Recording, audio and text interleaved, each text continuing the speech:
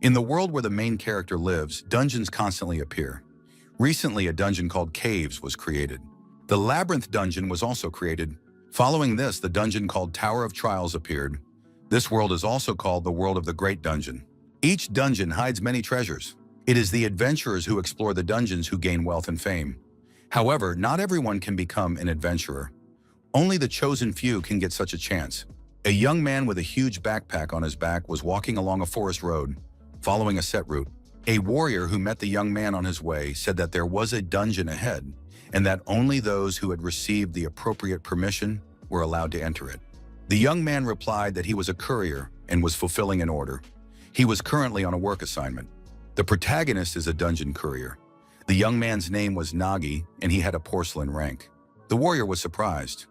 What kind of times are these? Couriers come after adventurers. Young people have become completely lazy. Nagi apologized and said that he had gotten lost because it was his first time here.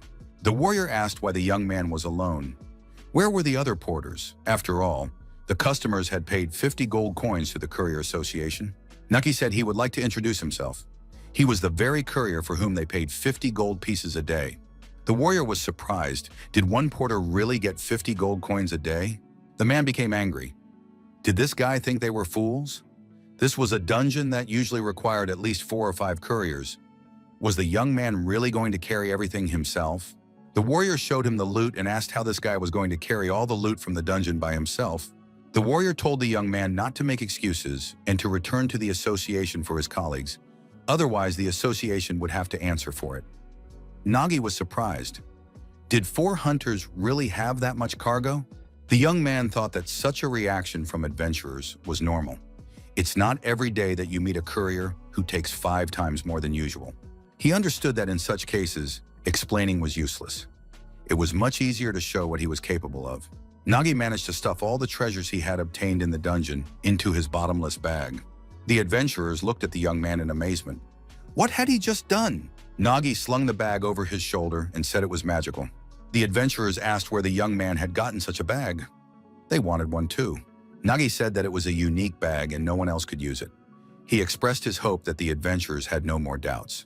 One of the hunters told his colleagues not to make a fuss.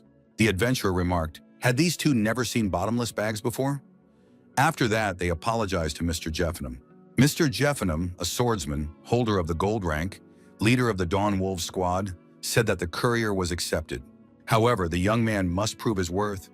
If he cannot work for 5 people, he will have to answer for it. Nagi realized that this man was the leader of a team of adventurers. He looked quite strict. The leader told everyone to get their equipment ready. They would be leaving soon.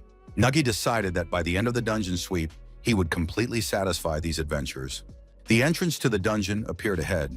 Courier Nagi walked last with a large bag on his back. He earned significantly more money than other couriers, and the reason was not only his abilities. It was all about the adventurers' satisfaction rating. After all, they constantly had to face many dangers. Traps could be triggered at any moment, and enemy attacks happened suddenly. Monsters can appear in the dungeon at any second. You always have to be ready for various difficulties and surprises. Clearing dungeons requires constant readiness for a multitude of unpredictable events, and that means enormous stress. The leader of the adventurers, Jafan, was angry at his assistants. How could they have missed the monster's attack? He had warned them not to let their guard down. That is why the protagonist decided to fill this niche. Nagi turned to the adventurers and untied his huge bag. The courier said that the adventurers must be hungry from constant battles, and it was time to eat well. The adventurers were surprised. Where did such rich delicacies come from? It was the courier's special skill. Danjstran. The adventurers were very pleased. Not only was there a lot of food, but it was still hot, as if it had just been cooked. The adventurers said it was simply amazing. Did the bag keep food fresh? Or perhaps it had a food preparation function with several modes. Nagi said it was too early to be surprised and opened his bag again. The protagonist activated the courier's special ability, Land of Eternal Bliss. The adventurers were offered a hot bath. One of them immersed himself in the bath, closed his eyes and imagined himself at a resort. It felt as if he were in a hot spring in the middle of a snowy landscape. When he opened his eyes, he saw a completely different scene in front of him. There were no snowy mountains around. The leader of the adventurers was indignant. Were they being mocked? After all, they were in a dungeon. Jeffin decided that it was not worth wasting the opportunity. The water had already been drawn. He also immersed himself in the bath and was satisfied. He thought that at this rate, they would have nothing to complain about. In fact, Jafan wanted to deceive the association. Few people are capable of providing decent services for 50 gold coins. In that case, they could get their money back for services not rendered. But now it seemed that 50 gold pieces was even a cheap price for the service they had received. Outsiders think that the difficulty of a dungeon depends only on strong monsters. But in reality, the most common causes of failure are stress and unexpected factors that arise during the entire trip. For example, poor nutrition can lead to indigestion, and lack of sleep can cause people to fail to notice a sudden attack and not have time to dodge it. Such stories happen quite often. Couriers in dungeons depend on adventurers. In order to get paid, adventurers must successfully clear the dungeon. Nagi tried to do everything possible to help the adventurers in this, although he did not consider his skills to be particularly outstanding. The show-off said that calling it insignificant was excessive modesty. Such service is difficult to obtain even outside the dungeons. This is something new in the service industry. The man noted that after such care, he felt a surge of strength and was now confident that he could deal with any enemy. In this case, the dungeon cleanup went quite well. The team was experienced, and they quickly dealt with most of the monsters. The problem arose with the boss. These monsters are always unpredictable. The leader of the adventurers, Jeffin, said that this boss was extremely strong and needed to be attacked continuously without giving him a second to rest. The hunters did just that. They organized a massive attack, continuously striking the monster and attacking it from all sides. The archer demonstrated a special skill in this battle, Web. One of the adventurers used the combat skill, Powerful Strike, and after that, the monster lost its tail. The monster boss began spewing streams of blue flame, destroying everything in its path. It was the boss lizard Zarkum, with a difficulty level of B. Nagi thought that, judging by the adventurer's skill, the probability of a successful clear was over 80%. But even with such reliable odds, the remaining 20% could not be ignored. If the adventurers died, the courier would receive nothing and find himself in a dangerous position. Therefore, defeat was unacceptable. Nagi decided that he should help this group of adventurers a little. The young man took a special item out of his universal bag. The adventurers had enough attack power, but creating an additional opportunity for them would greatly simplify the clearing. The protagonist was sorry to waste the expensive smoking mushroom, but he had no choice.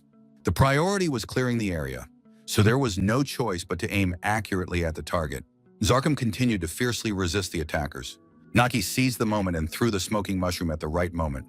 The monster's head was enveloped in smoke. When the smoke cleared, the monster was distracted from the battle and began to cough intensely. The adventurers called for a courier. Nagi responded and said he was ready to help with anything. The next moment, the team leader, Jafan, climbed onto the back of the coughing monster. Jafan jumped high and swung his sword while the monster continued to sneeze and cough. As a result of their coordinated actions, Zarkum was destroyed. The leader pierced his head with his sword. Jafan noted that they had done an excellent job and that they could now collect their spoils. Nagi thought that the cleanup had gone smoothly, but the joy was short-lived. The atmosphere suddenly became tense. The reason was that the reward turned out to be pitiful. The boss was supposed to drop at least 20 B-class magic stones. However, only 5 dropped, and the rest turned out to be useless junk. In addition, the dungeon was overrun with ordinary goblins. In other words, if you compare the cost of clearing it with the reward received, it can be considered a complete failure. On top of that, the reward had to be divided among 4 adventurers.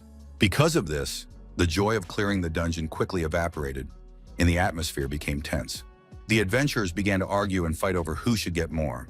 When it comes to dividing the spoils, the spirit of camaraderie immediately disappears.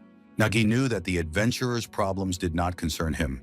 The courier receives a fixed fee regardless of how much they earn. He thought that before the situation got completely heated, it was time to end it. The young man said, "Gentlemen, you have worked hard. I'm sure you'll want a drink. I prepared some hot drinks." Jeffon noted that even in such a situation, the courier cared about them. Moreover, the smokescreen thrown by the courier was their greatest stroke of luck in this dungeon. They were fortunate to have met such an assistant. Nagi modestly replied that he was being overpraised. He had only helped a little with his skills. One of the adventurers said that the more he looked at this courier, the more impressed he was. Many amazing items came out of his bag. Jeffin agreed. Perhaps there was more useful stuff in that bag than in the dungeon itself. After all, this was the very porter who received 50 gold pieces. As the commander said, the greatest luck was to meet such a courier. The adventurers smiled slyly and glanced at our hero. They were clearly up to something sinister. The atmosphere was becoming increasingly strange and tense. To top it all off, an arrow stuck into the ground near the courier. This was a bad sign. Nagi asked what was going on and what they were doing. The archer, embarrassed, apologized. The man explained that he wanted to shoot the courier in the head to put him out of his misery. The adventurer reminded him that their profession involved risking their lives. But was it fair to pay for such risk with trash? The spearman added that it was nothing personal. It was just that if they didn't pay back the debt, they would have problems. The adventurers hinted that this courier had no reason to have so many useful things anyway. The tempting bag aroused envy. Nagi understood that the work of a porter in the dungeons was fraught with constant risk. If the adventurers dealt with him and said it was the work of goblins, no one would suspect anything else. No matter how hard the young man tried to help the adventurers, they still saw him as a tool. Those who had recently appreciated his efforts were now looking at him as prey. However, our hero was used to this attitude, so he was not surprised and did not lose his composure. After all, this is normal in this world. In a world where class is determined at birth, a courier is the lowest of all and is always perceived as such. That's how it was before, and that's how it remains now. From the moment Nagi first received his ability. The young man's ability was the bag. Nagi understood that wherever he went, he would be followed by looks of utter contempt. The administration warned the young man that with such an ability, he could not register as an adventurer. His power was meant for logistics. If he wanted to participate in clearing the dungeons, he had to register as a courier. Our hero was made to understand that he could not become an adventurer. The young man was branded. He could only work as a courier. Nagi thought that even now these adventurers felt the same way. The spearman swung at the young man and ordered the delivery boy to immediately empty his bag. Otherwise, he would die. In fact, Nagi was not to blame for being assigned to be a courier. The young man managed to pull a sword from his bag and block the spearman's attack. Moreover, the protagonist counterattacked the attacking adventurer. The attack was so unexpected that the enemy did not have time to do anything and was deactivated. The archer cursed the courier in surprise. How dare this boy do such a thing? In response, a battle axe flew at the archer. This was completely unexpected for the adventurer. The throw was accurate and the axe damaged the crossbow. The archer was left without a weapon. The adventurer's indignation grew. Jeffen asked in surprise what was going on. Had Dolph been defeated? He ordered the young man to be seized and destroyed. Nagi took a jug of powder out of his bag and scattered it in front of him. The attackers inhaled the powder-filled air and screamed. The substance burned their airways terribly. Nagi continued to defend himself, and as a preventive measure, deactivated 2 more adventurers. Jeffen was amazed. Could this courier really have defeated 3 adventurers? But that's impossible. He's only a porcelain rank. Who is this guy anyway? Nagi declared that he was a dungeon courier. He transported all the adventurers to the exit of the dungeon. All the attackers were tied up and unable to resist. A carriage pulled up to the young man. He waved his hand and said he was here. A girl got out of the carriage and asked if the courier Nagi was standing in front of her. She said that the guild had sent her. A report of a crime had been received. It was Petra, a porcelain-ranked underground inspector. The inspector inquired why the adventurers were bound and so badly beaten. The 4 adventurers did indeed look pitiful. They were tightly bound, and their faces looked terrible, as if they had been beaten long and mercilessly. Petra asked in bewilderment what had happened in the dungeon. The courier replied that he wanted the inspector to hear something. Sounds came from the bag. It was a recording of the adventurers' conversations. Petra was surprised. A tape recorder in the form of a bag was a completely ineffective design. Nagi explained that it was not a tape recorder, but a bag with a tape recorder function. The inspector said she understood everything. The adventurers had betrayed the courier and tried to kill him. This was more than enough evidence. However, the girl was interested in something else. How could an ordinary courier defeat 4 armed adventurers? Moreover, it seems that they were poisoned by ash mushrooms. Petra added that she knew these mushrooms were found in this region and that eating them caused muscle spasms, dizziness, and purple swelling of the face. In that case, everything became clear. It turned out that these guys had accidentally eaten a mushroom stew. Just as they decided to attack, the symptoms of poisoning began to appear. The courier noted that he was just lucky. Otherwise, as an ordinary courier, he would not have been able to cope with the adventurers. Nagi approached the leader of the adventurers and asked if he was right. Jeffon replied that those words were a lie.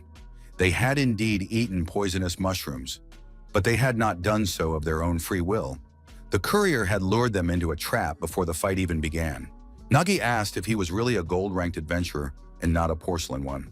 Jeffon said that even if they had spent a lot of energy fighting the monster boss, some courier would not have been able to defeat them. The leader admitted that it was humiliating to lose to some porter. He simply provoked them and took advantage of their confusion. Where did this guy get such strength? Let him take his bag and leave. The protagonist turned out to be quite agile, and even with the bag on his shoulders, was able to defeat the leader of the adventurers. Jeffon thought that the reason for their defeat was not that the courier was strong, but that they themselves had grown weak. At some point, he felt his body stop responding. What was happening to him? Jeffon bent over double. He felt very sick and was about to vomit. The courier said he had forgotten to warn the adventurer. They were indeed poison. The food they had recently eaten contained ash mushrooms, which are considered poisonous. This mushroom not only improves the taste of the dish, but also serves as a kind of insurance against parasites such as these adventurers. Jeffon said that if this was true, then the courier had planned to betray them from the very beginning. Nagi agreed. Otherwise, how could a fragile courier trust treacherous adventurers like these? But it was just insurance. He added that whether or not he would poison them depended on their own actions. In this case, he used a catalyst to make the poison work faster. After completing the task, the protagonist planned to give the adventurers a drink that would completely neutralize the poison. However, one of them broke the drink. Nagi added that he still had one more bottle left. Jeffon admitted that it just happened that way. They accidentally ate the soup.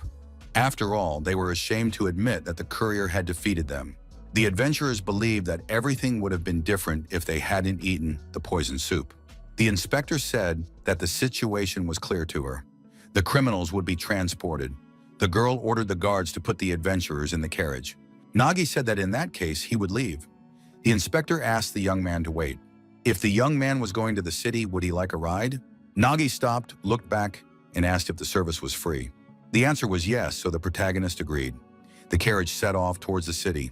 Petra said she was very sorry that the courier had to deal with such an unpleasant incident as soon as he arrived in the city. On behalf of the Adventurers Guild, she apologized. Nagi replied that there was no need to worry. Couriers deal with this every day and are already used to it. The young man added that there was still something the inspector should know, even though she was not to blame in this matter. Petra looked at the adventurer and said that the leadership would not bother with such trifles. The captured adventurers belonged to the Dawn Guild. This guild was known for its arrogant behavior in the region. If its members were offended, they would certainly seek revenge. The inspector noted that the courier should be more careful in the near future. Nagi put his head in the bag but said he was listening to the inspector very carefully. A strange creature peeked out of the bag. Nagi said that Gluttony should not show himself to people because they would be frightened when they saw him. Gluttony replied that he was hungry. Petra asked what this strange thing was. After that, the girl made a note in her notebook. The courier said that the inspector had nothing to worry about. At some point, Gluttony began to live in the protagonist's bag and was now very useful. He helped sort things. Before his appearance, the bag was in complete disarray. However, in return, he ate a lot of magic stones. Initially, the loot from the dungeon was to be divided among 4 people. However, due to the incident, the entire reward went to the courier. As a result, Gluttony received twice as many magic stones. Petra said she had never seen creatures that fed on magic stones. Nagi admitted that, apart from Gluttony, he had never met anyone like that either, but their relationship was mutually beneficial. The inspector noted that this courier surprises her more and more, although perhaps it is not him that surprises her, but his bag. The girl admitted that she had never heard of anything like this before. Suddenly, the horses jerked, reared up, and stopped abruptly. What happened? Petra looked out of the carriage and asked the coachman why the horses were so agitated. The coachman replied that something had frightened them. Nagi said he had a strange feeling. Without a doubt, there had been a breakthrough in the underground. But why here? The courier reported to the inspector that an energy breakthrough from the underground could be felt behind the mountain. Petra was surprised. How was that possible? No one had authorized this breach. The inspector asked how the young man had found out about it. Did he have some kind of magical device for detecting such things? Nagi replied that it was all down to his intuition. He told the girl that they didn't have time. They had to hurry to avoid casualties. Petra thought that relying on intuition was absurd. Even she, the inspector, had not sensed anything. Gluttony peeked out of the bag and said that it was true. There really was a break in the underground. He liked magic stones and could sense them from afar. An unrealistically delicious smell wafted from behind the mountain. The inspector found this convincing and agreed to check everything. Dungeons that exist for too long eventually reach a state of collapse. The young people got out of the carriage and headed for the epicenter. Monsters bursting out begin to wreak havoc and destruction. That is why dungeons in this world must be cleared regularly. The inspector agreed that this was a real breakthrough, fresh and yet unexplored. Petra added that it had been brewing for a long time and was about to burst. But how could the young man sense this from such a distance? Nagi replied that it was a feeling impossible to forget. It simply could not be forgotten. During a breakthrough, all hell breaks loose on the ground. Petra looked at the courier and thought, had this man already experienced a breakthrough? The courier said that something didn't add up in his head. If the dungeon was located so close to the village, the adventurers couldn't have failed to clear it out. Petra agreed. The records indicated that this dungeon had already been taken on. The courier asked who exactly had cleared it. Petra replied that the D-rank dungeon had been commissioned by one mithril-ranked adventurer and two copper-ranked adventurers. Nagi thought that something was clearly wrong here. The young man announced that he would go down the hill to the village to check something. Would the inspector go with him? Petra asked if the courier suspected that very thing. Petra ordered the guard to escort the criminals to prison. The girl added that, as the inspector of the dungeons, she was obliged to personally accompany the courier. The young people arrived in the village and immediately noticed that something strange had indeed happened here. The locals were outraged. How much time had passed since the adventurers were supposed to clean everything up? What would they do if the dungeon broke through? All questions were directed to the raid leader. Necromancer Ban Deshtar, a copper-ranked member, said they knew nothing. Standing next to him was Neronair, a master of hand-to-hand combat, also a copper-ranked member. Deshtar added that there was nothing they could do, as the raid leader was missing.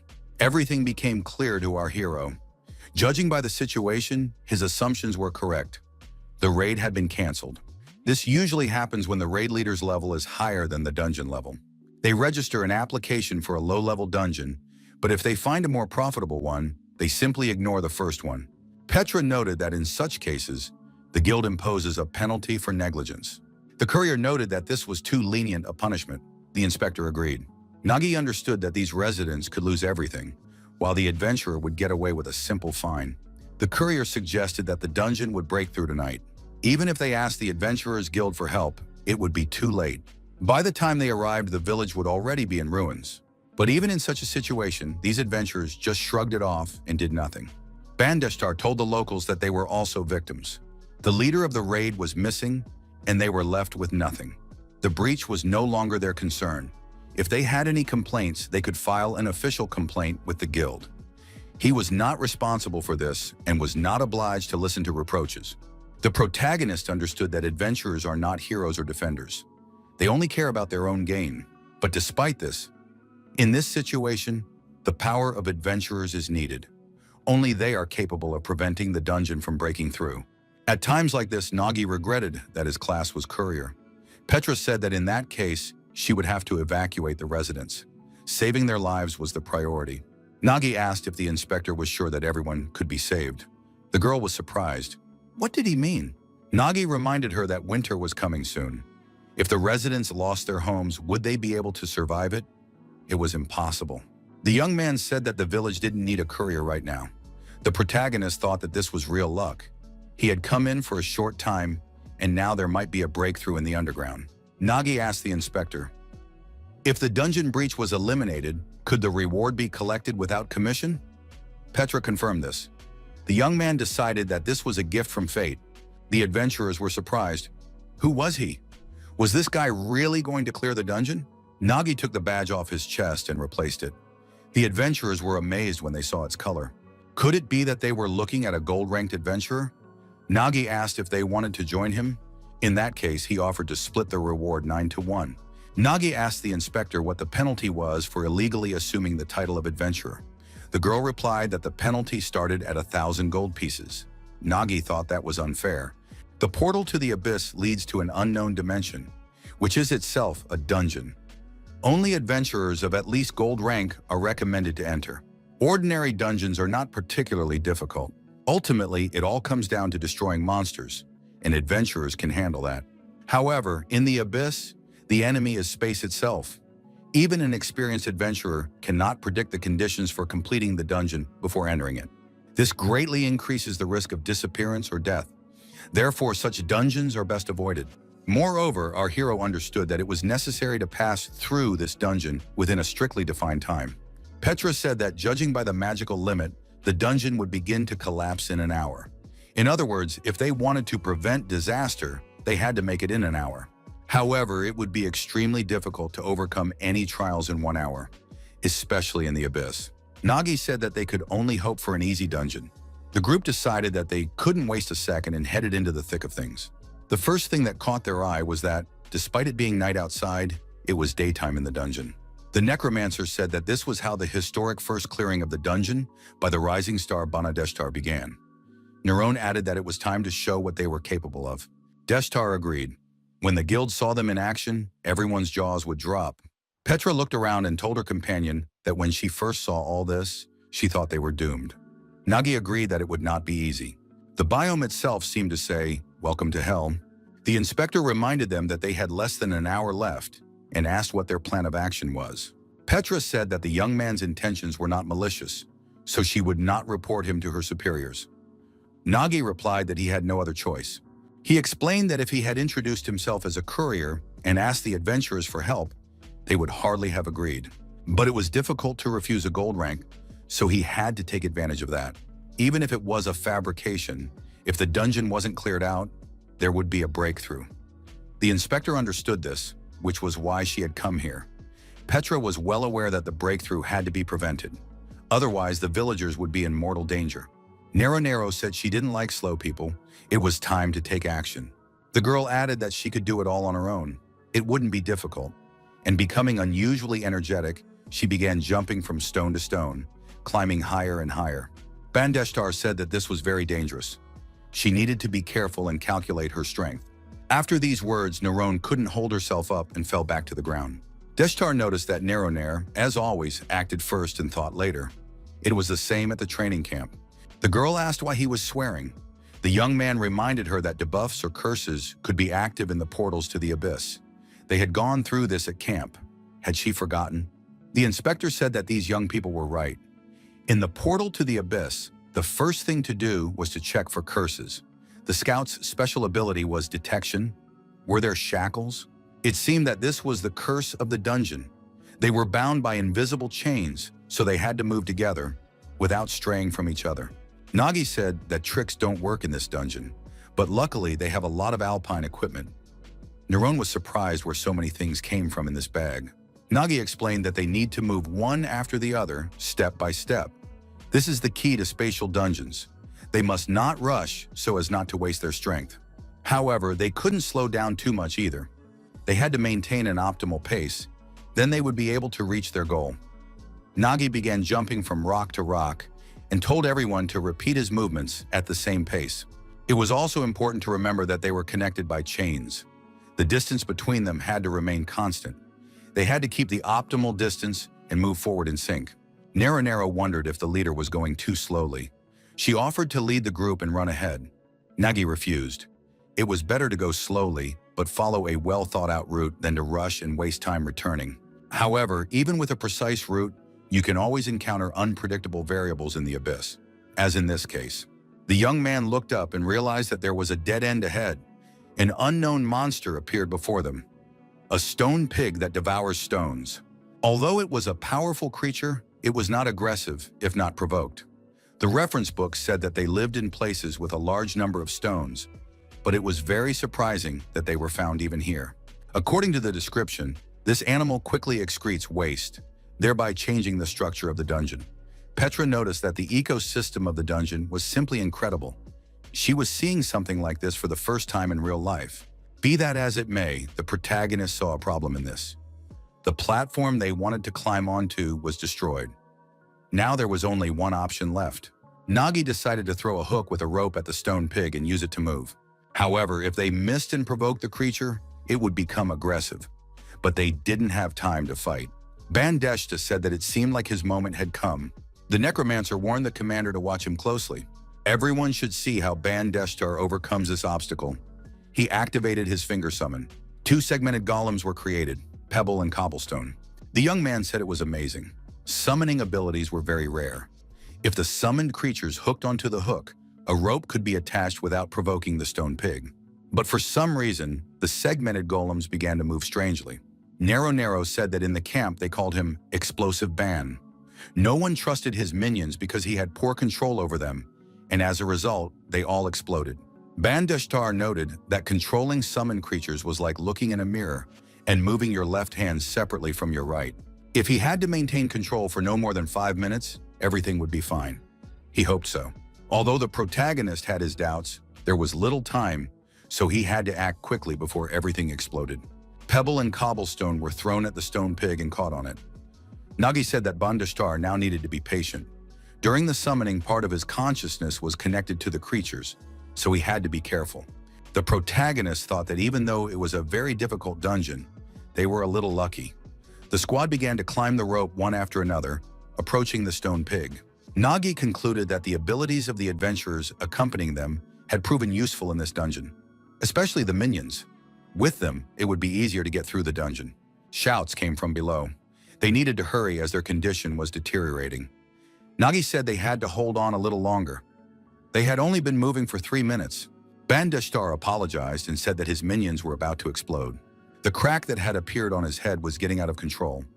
On top of that, he was feeling nauseous and couldn't take it anymore. He was about to throw up. The promised explosion occurred. The young people scattered in different directions with screams. Nagi shouted for everyone to grab onto anything they could. They would have to start all over again. If they fell back to the starting point, they would never reach the summit. The young man decided that losses had to be minimized and activated the courier's special skill, air cushion. The universal bag took the form of an air cushion, and everyone fell onto it. You could say it was a soft landing. However, as always in such cases, the air cushion worked elastically and everyone was thrown high up by inertia. The landing on the top stone was successful. No one was hurt. Nagi, holding the rope, pulled the bag toward him. Petra, the dungeon inspector, thanked the adventurer for his help. Nerone added that Deshtar was also a good fellow. Petra said that they had lost a significant amount of progress and time. Would they make it to the top in time? Now it seemed farther away than ever. Nagi realized that there was no choice. In order to make it in time, he could no longer adjust to their endurance. This statement literally crushed the adventurers. What should they do now? Nagi said that everyone would have to pull themselves together. The young man took out a special item from the courier's bag, a sticky climbing kit. Now they had to climb vertically to the very top. However, they could not let their guard down. If one person fell, everyone would fall with them. Bandeshtar was extremely frightened. Nagi warned that the closer they got to the top, the more traps and variables there would be. The section with falling rocks began. Then the group crossed an area covered with ice. It was incredibly slippery. The section with a narrow log was the most difficult crossing. There was a section with explosive rocks. Nero was surprised. What were these flying cobblestones? Nagi said not to touch them. They were explosive rocks. Nero asked someone to save her and get her out of there. Bandeshtar asked how much further they had to climb. Nagi replied that they were almost there. They just had to endure a little longer. The tired adventurers noticed that the squad leader was repeating the same thing for the 10th time. Nero declared that she wanted to fight monsters, not climb mountains. That wasn't why she had become an adventurer. Nagi replied that this time he was telling the truth. The summit was already visible. However, it seemed that the boss monster of this location was waiting for them at the top. Nero was delighted. They had finally encountered a monster. This would be Bandeshtar's first official battle. The young man was not very pleased. Nero declared that she would deal with the boss and show the guild members what she was capable of. It was a mistake to give her only a copper rank. Bandeshtar agreed, because they were the elite of the training camp. Nagi thought that, judging by their physical abilities and talents, these two were indeed above the copper rank. This was probably due to the fact that necromancers were despised, and beastmen had only recently ceased to be slaves. Nerone said that in the worst-case scenario, the group leader would manage. After all, he was a golden-ranked adventurer. Nagi thought that he had chosen these two precisely so that they could deal with the monster. Petra looked at the summit and said that something was wrong here. The boss monster at the summit was a linworm, but it wasn't purple. If a linworm turned purple, It could only mean one thing: it was dead. The monster really showed no signs of life. At the same time, a sword was sticking out of its body. Nearby was a young man who heard the commotion and decided to investigate. Nagi looked up from below and saw this man. The stranger looked down and noticed the protagonist. Nagi realized that danger had arisen. The stranger rushed down to the group of adventurers. The stranger landed on a rock along with the adventurers, creating a shockwave. Our hero noticed a badge on the stranger's chest and realized that he was a member of the mithril rank. Could this be a raid cancellation? The stranger found himself in the middle of the young people. He said that this was a problem because he believed that no one could enter this dungeon. The owner of the mithril rank noted that a breakthrough should have happened here. Our hero knew that sometimes you meet people like that, or rather, non-people. The stranger asked why everything had to be so complicated. These four would be considered dead during the dungeon sweep. He had decided so.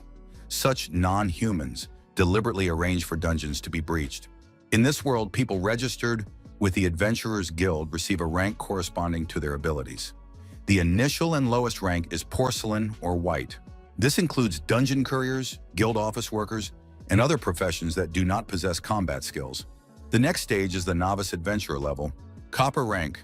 This rank is given to those who possess at least minimal combat abilities. They are stronger than ordinary people, but cannot be relied upon in the dungeon. The next rank is silver. These are experienced, skilled veterans who can perform their tasks in the dungeon without any problems. According to guild statistics, most adventurers belong to this level. Above that is the gold rank. Adventurers who have reached it can lead dungeon clearing parties. This rank is intended for those with tremendous talent or extensive experience. This concludes the standard levels. But sometimes there are individuals who belong to the elite, the mithril rank. People who have reached this level are called gods who have risen above the human race. Only those who transcend the limits of human understanding can reach this level. Nagi felt an oppressive aura. Just one glance at him made it clear that even the four of them together would not be able to defeat him. Nagi asked a leading question. Did Inspector Petra know this adventurer? The answer was affirmative. There weren't many adventurers of the mithril rank in this city.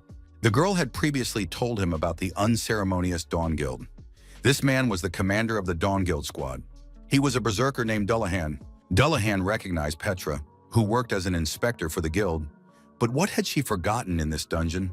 Had she decided to play the adventurer? Petra said she wanted to ask the adventurer the same question. Why isn't he protecting this dungeon? The girl added that the dungeon was about to undergo a rift. Preventing the rift was the adventurer's first duty. Dullahan smiled in response. The adventurer said he didn't know of such a duty. Adventurers are driven only by their own gain. Sometimes a dungeon collapse can be more profitable than clearing it. The protagonist never considered adventurers to be heroes, but even he could not imagine that such scoundrels existed. If he really intends to cause a rift in the dungeon, everything must be done to stop him. But he is a mithril-ranked adventurer. Fighting him would be madness. The protagonist said that there had been a misunderstanding while reaching into his bag. Nagi added that they seemed to have accidentally interfered with the adventurer. As an apology, our hero offered a gift, the famous shish kebab of the master Don store. Nagi asked if the adventurer was hungry. The shish kebab should be eaten before it got cold. Nagi understood that a direct confrontation with this scoundrel was not an option. He needed to be weakened. Dullahan tried the kebab and said it was very tasty. The food was still hot, as if it had just been cooked. The taste was excellent. The chef had done a great job. He acknowledged that the meat was cooked evenly and the shrimp were cooked to perfection. Nagi thought that the adventurer could eat as much as he wanted. Dullahan noted that the ash mushroom added to the sauce gave the dish an exquisite taste. It was simply magnificent. Did the young man really think he would fall for such a simple trick? Dullahan swung his fist and said he wanted to pay for the meal. The protagonist was struck and flew far back, leaving the stone behind. Since all the members of the squad were bound by an invisible chain, they followed their commander. The last in the chain, Nerone, pulled on the chain, trying to hold back the commander. Nagi jumped onto another rock and pulled all his comrades toward him. Dullahan decided to catch up with them. Approaching the girl, Dullahan asked if they really couldn't break the curse of the chains, so they were just unlucky. Dullahan rushed at Neriner, and the girl prepared to fight him off. As a result of the confrontation, an explosion occurred on the rock. To protect Neriner, Bandeshtar summoned a golem. Dullahan was surprised. Why was the summoned spirit so pathetic? Bandeshtar asked, So was this the leader of the group who had agreed to participate in the dungeon, but then simply didn't show up? Dullahan smiled. Who dared to go to this despised dungeon? It turned out to be them. A necromancer and a representative of the beast race. It was impossible to imagine more useless trash. Bandeshtar told Naron that she shouldn't be afraid. When the commander returned, there would be 3 of them against 1. Until then, they just had to hold out. The girl replied that she understood, especially if the attacks were physical. His indestructible golem could hold out as long as necessary. Bandeshtar said that they would act as they did in training and rushed into the attack. The golem and the girl supported him. Petra asked Nagi if he was okay. The inspector added that she had given him first aid as best she could. Nagi suggested that he might have passed out briefly and asked about the current situation. Petra replied that the situation was not very good. Nero and Deshtar were fighting with all their might. However, they would not be able to hold out for long against such an opponent. Nagi said that this was his mistake. He should have taken into account that the poison might not work on an adventurer of the mithril rank. Petra was surprised. What poison was he talking about? Nagi asked the inspector to tell him more about this adventurer. If he was of the mithril rank, he was surely well known in various circles. Petra said that in close combat among adventurers of the mithril rank, he had no equal. He has considerable experience in clearing dungeons. He often clashed with other adventurers, so he is well acquainted with duels and competitions between great adventurers. His technique with a huge sword is particularly intimidating. They say he cut an ogre in half with a single blow. Nagi said that this was good news. At least he didn't have that sword now. Watching the battle, our hero noted that this guy seems invulnerable. However, even if that is the case, there is little time left. Even if the goal is very close, it cannot be reached in that time. If they could get rid of the curse of the chains, they could split up and each try to reach the top in their own way. Nagi thought that they couldn't help but touch and see the chain, but they were still bound by it. This is their vulnerability. If one falls, they all fall. But if you look at it from another angle, if one climbs, everyone climbs. This could be an advantage. If they could turn a disadvantage into an advantage, it might allow them to defeat the mithril level adventurer and complete the dungeon in time. Our hero began to ponder. Right now, he is only the temporary leader of the group. If he were the real leader, he would use all the cards he has. Each of them is insignificant on its own. But using his tools and the adventurer's abilities, all these cards could be used for strategy. Nagi asked the inspector if she could use her tracking abilities to determine the terrain and calculate the distance to the target. Petra replied that she could even draw a map. Nagi asked the inspector to do it as quickly as possible. Petra got right to work on making the map. The process of creating the map and generating its 3-dimensional image was underway. Nagi noted that the accuracy of the map was higher than he had expected. Our hero noted that the inspector was indeed an outstanding scout. The girl replied that it was just the basics. Petra added that the map was ready. Nagi replied that they would use it to analyze the monster. The young man remarked that this was not a battle between man and man, but man against monster. While clearing dungeons, adventurers often encounter monsters that are stronger than themselves. Does Ms. Petra know how adventurers manage to defeat such monsters? The girl suggested that adventurers use experience and strategy. Nagi said that this was the wrong answer.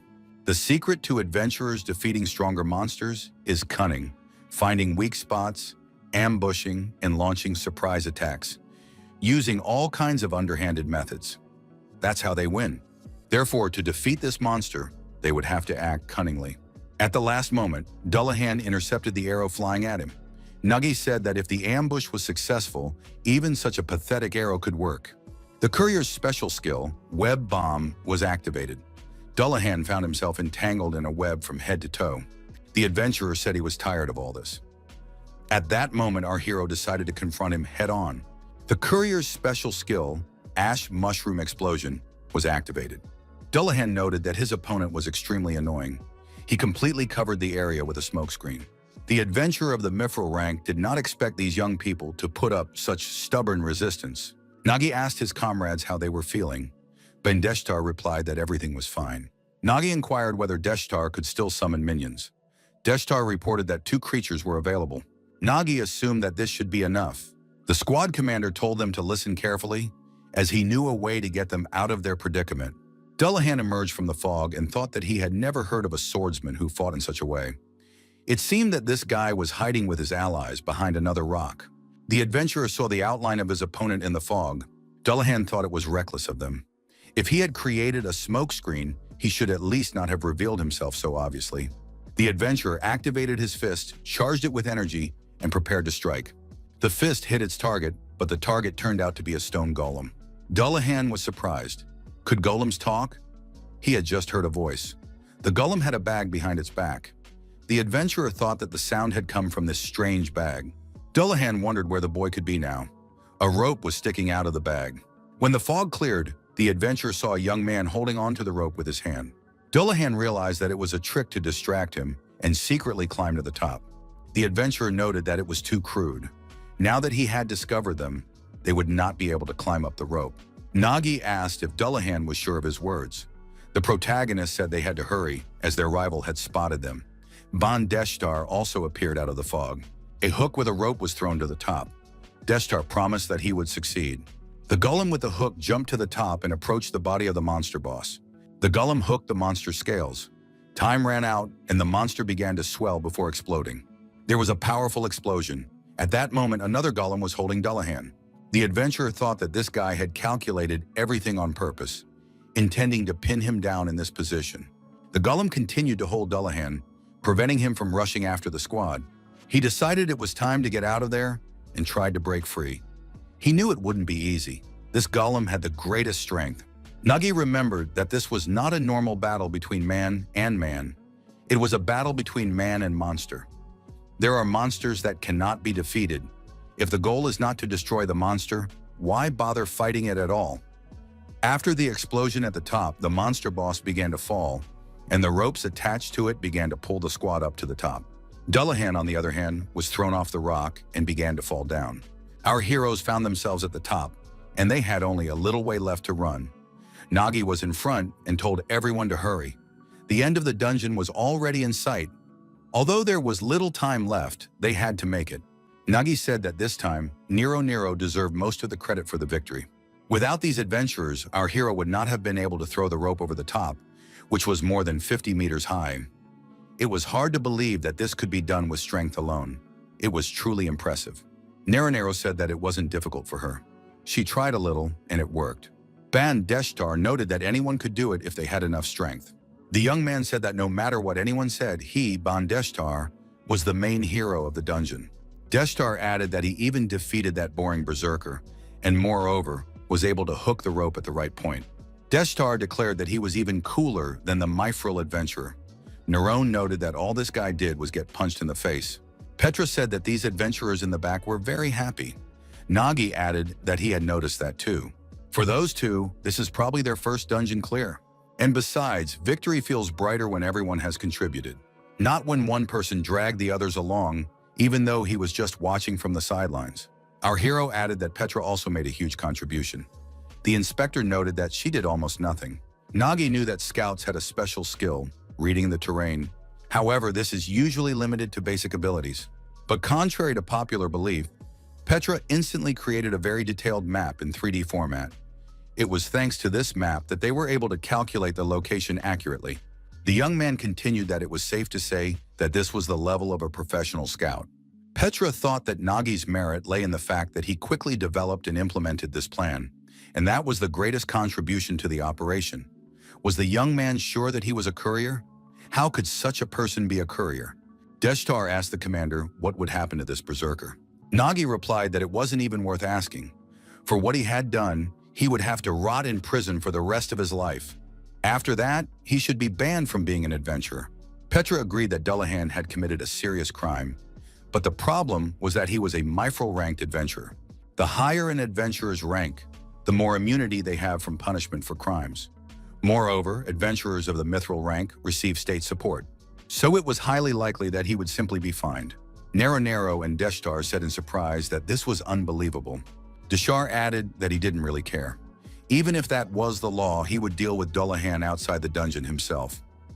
Nerone suggested that Deshtar would once again punch his opponent in the face.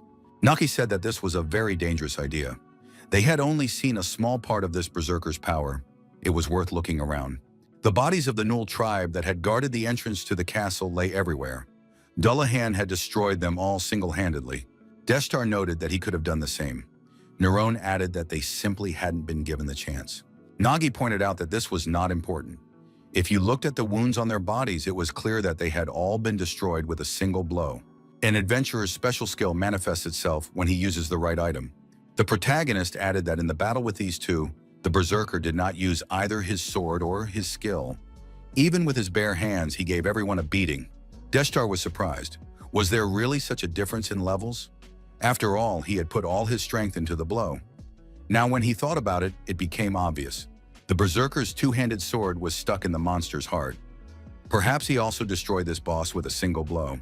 Nagi thought about it and was frightened. After all, the berserker had fallen down with Lindworm. That meant he had regained his sword. Dullahan, sword in hand, said that the real game was about to begin. Nagi sped up and shouted for everyone to run in different directions. The squad was in a panic and really started to scatter in different directions. The berserker activated a special skill called Giant Slash. The rock on which the summit was located was cut in two. Our heroes clung to the cut and hung in the air, holding on thanks to the chain. The protagonist was in front. He looked down and asked if everyone was okay. Petra, who was following him, said she was fine. However, two of them were seriously injured. Neron and Deshtar were wounded, and the young man even lost consciousness. Nagi thought that this berserker possessed monstrous power.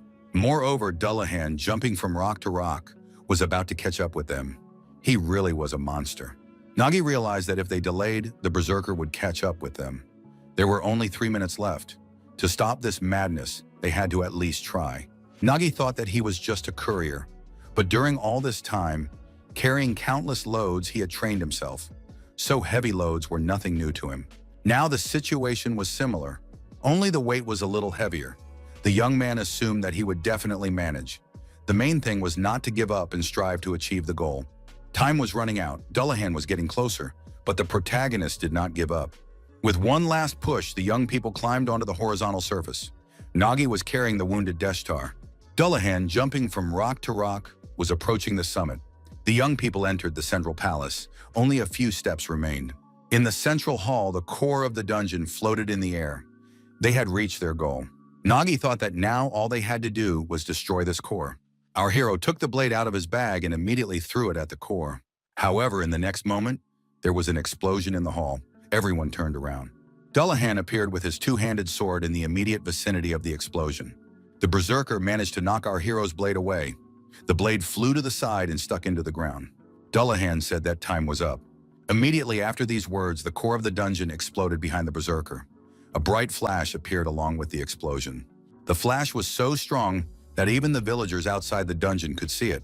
The village elders saw the huge explosion and thought, "Has God abandoned them?" Huge armed monsters emerged from the dungeon. Nero saw a horde of monsters with glowing eyes standing in front of her. The adventuress said that the monsters inside the dungeon had been reborn. Petra noticed that there were countless numbers of them. Could this be the dungeon rift? Dullahan grabbed the protagonist by the throat and lifted him off the ground. Berserk asked, "Isn't it a sight to see the dungeon rift happening?" No matter how many times he watched it, he never got tired of it. Nagi asked if this meant that Dullahan was not causing the rift for the first time. Berserk confirmed this and added that people like this guy would never understand anything anyway. The broken dungeon would eventually be restored, becoming even stronger, and that meant the rewards inside would be even better. Nagi was surprised. Did Dullahan do all this for the reward? Doesn't he care about the harm it will cause to the villagers? Berserk replied that all he cares about is loot. Our hero was already used to this. An adventurer is not a hero or a savior. Often they are scoundrels who only think about their own gain. Nagi hated such adventurers. And when they also gain enormous power, it never turns out well for the world. The young man noticed a huge bird in the sky above him. The bird began to descend lower and lower. Dullahan did not notice this. Rarely, but sometimes there are true adventurers whose hearts have not been tainted by greed. An adventuress sat on the back of this bird. It is difficult to meet such people, but it is even more difficult to meet people who are just as strong. The adventuress said that the target had been found. The monsters must be destroyed before the rift grows larger. The girl jumped off the bird and flew down. The monsters were subjected to a fierce attack and were to be destroyed. They burned in the raging flames. Dullahan and Petra looked up and saw the adventuress descending. The girl jumped off the bird and landed on her feet. She looked around and assessed the situation. The adventuress attracted everyone's attention. She said her name was Agnes Farid. She was the deputy head of the Sunset Wind. Agnes asked what was going on here. Agnes Farid was a mithril-ranked adventurer, the same rank as Dullahan. Petra, the dungeon inspector, asked Mr. Nagi how he was feeling. The young man replied that he was fine. The young people looked ahead and up and saw that the dungeon rift was closing. Dullahan noted that although this dungeon was of low rank, it was still impressive with a single blow. Dullahan asked what Agnes Farid was doing here. He thought the Sunset Wind Guild had long since disbanded. Hadn't she retired 3 years ago? Agnes said that judging by this spectacle, she didn't need any further explanations from Dullahan of the Dawn Guild. Agnes added that an adventurer with the rank of Mithril could not fail to clear a dungeon of this level. Dullahan deliberately summoned the rift. Dullahan was surprised. Did Agnes Farid really think she could speak to him in that tone? Dullahan had long wanted to fight the deputy head of Sunset Wind. However, now was not the best moment. Dullahan thought that this swordsman had worn him down with his tricks, causing him to expend more energy than he had planned. Because of this swordsman, everything had gone according to plan. However, the goal had been achieved. Dullahan decided that there was no need to fight Agnes Farid now. Agnes asked if Dullahan had decided to run away. His opponent said that even for him, an adventurer with the rank of Mithril, it could be dangerous here because there were too many variables. Nero shouted that Dullahan was lying. Not only did he deliberately fail to clear the dungeon, but he also tried to destroy them so that they would not prevent the rift. Dullahan suggested that there was a curse in this dungeon for the first adventurer to enter, which made it impossible to distinguish allies. In other words, he did not decide to attack them himself. Dullahan said that if they didn't believe him, they could check. Although the dungeon had disappeared, which was very unfortunate, the villain said that the guild should accept this report. Petra understood that this was a complete lie, but she had seen this many times before at the adventurer's court. The weight of statements is determined not by truth, but by the title of Mithril. No matter how much copper and porcelain testified, their words were worthless against Mithril. Even if you tell the truth, it's almost impossible to win. The worst part is that Dullahan understands this perfectly well and takes advantage of it. The villain said that the conversation was over in that case. Dullahan said goodbye and declared that they would meet again. Nagi declared that the rift in the dungeon had been stopped after all. Agnes Farid told Lord Nagi to get on the bird. If they used Ajanon, they could reach the city quickly. Ajanon was a thunder eagle. Thus, the exhausting cleanup of the rift came to an end. The village greeted the morning without any cataclysms. Later, the Adventurers Guild visited the village, apologized, and promised to prevent such incidents in the future. Of course, these were just words. With Agnes's help, Nagi set off for the Adventurers' City in the west. The Adventurers' City in the west was Veli. Somewhere in the back alleys of the city was this building, a nest where the wind found refuge, the office of the Sunset Wind Guild. The protagonist woke up and saw that he was lying on an old bed. How did he get here?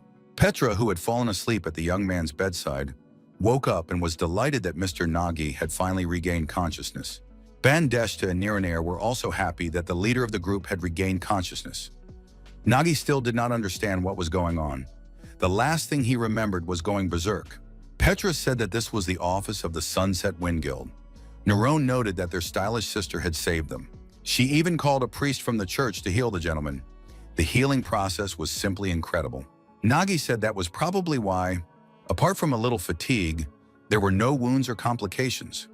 Our hero was also glad that the two of them were okay. Bandeshtar said that it was not difficult for the best adventurer. Niraner noted that she did not even break a sweat.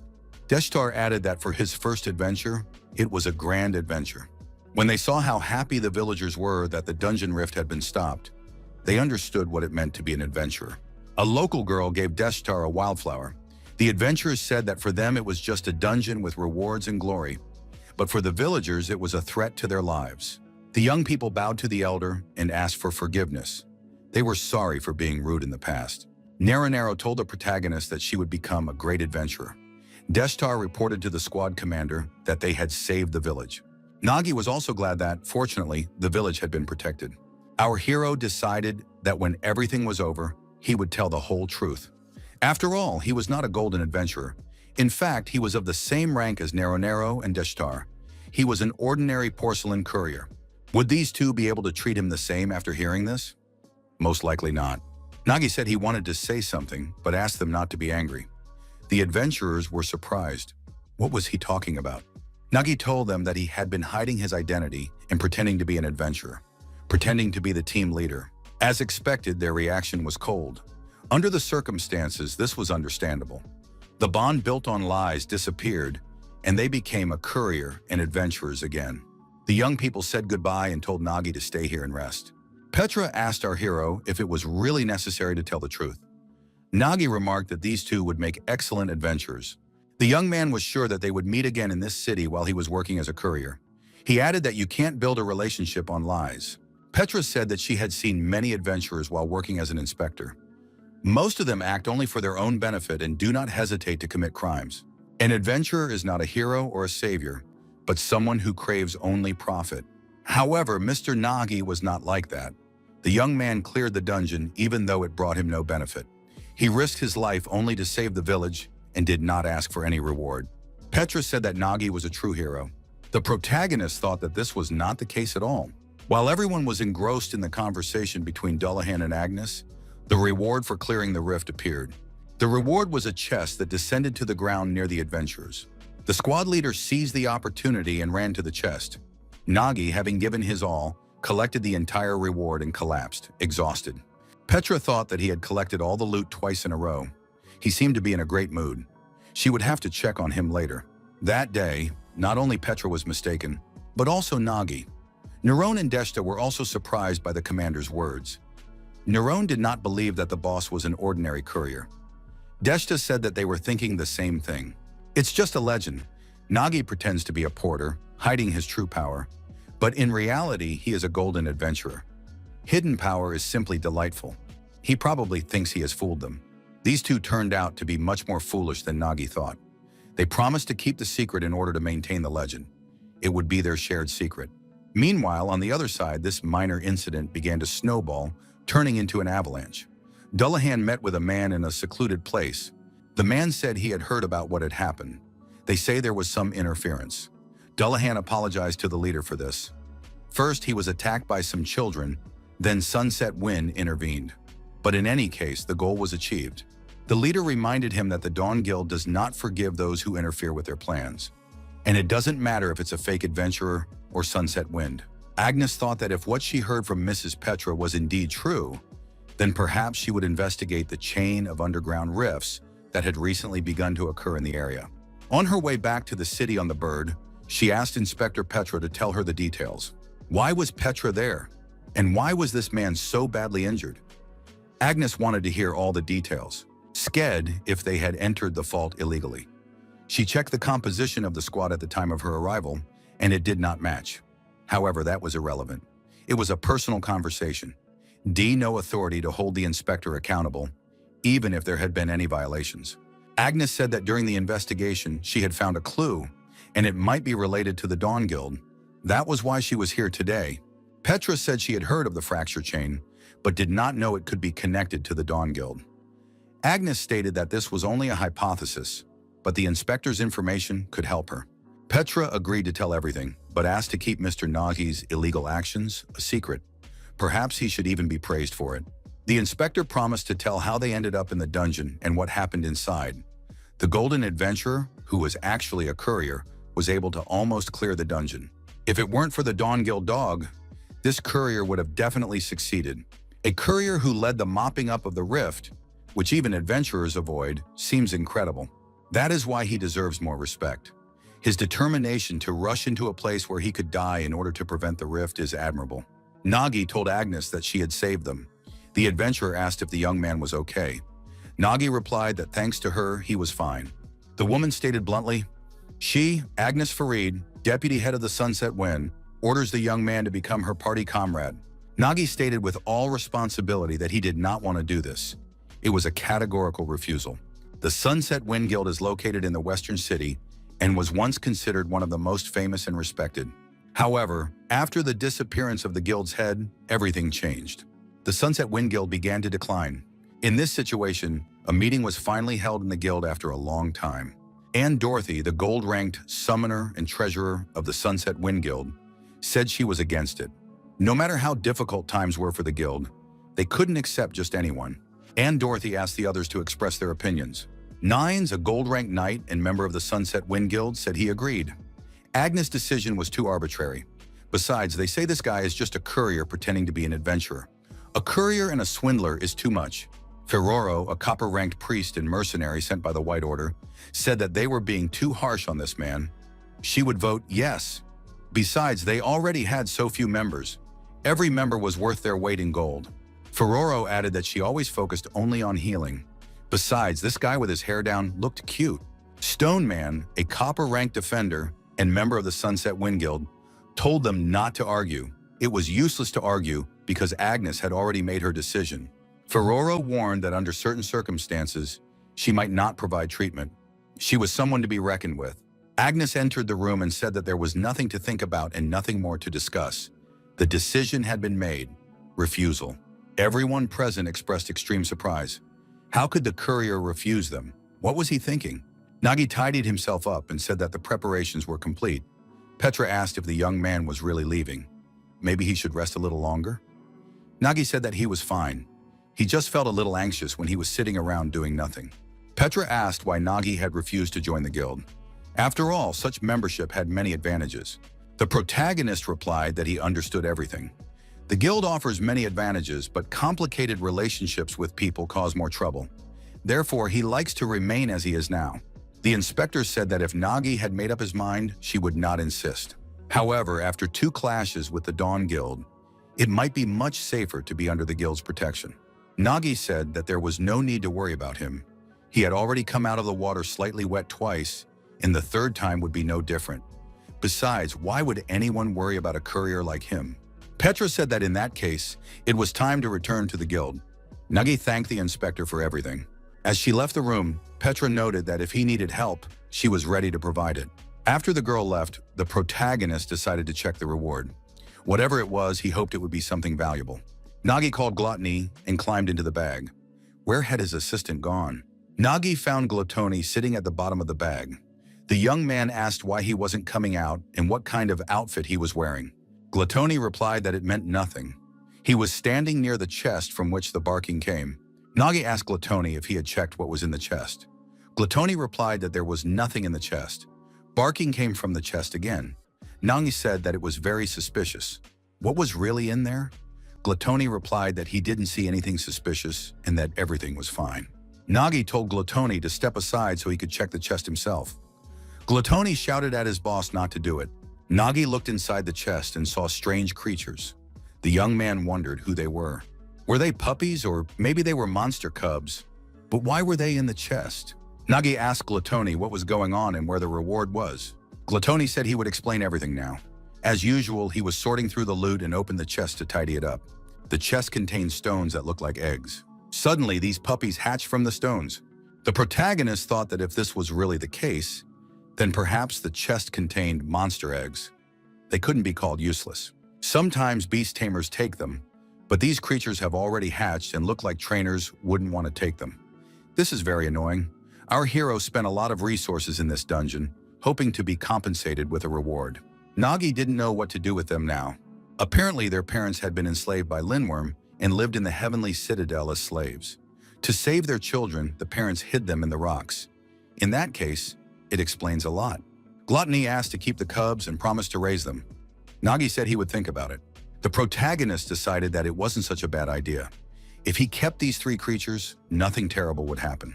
Nagi agreed and told Gluttony to try to raise them. But if there was a mess in the bag, they would have to be kicked out. Gluttony was delighted and promised to keep them under control.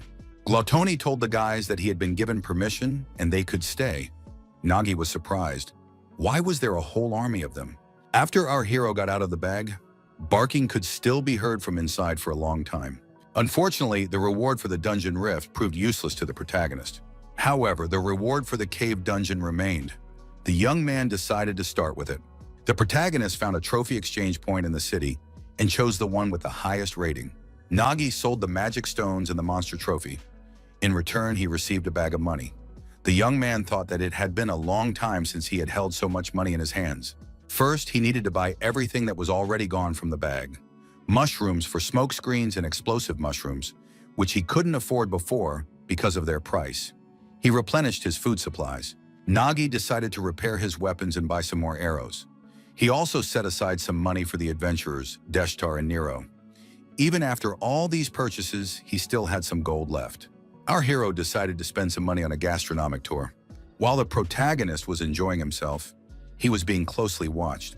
The observer thought that this was the same guy who had decided to oppose the Dawn Guild. When this man heard this, he couldn't believe that he really had a porcelain rank.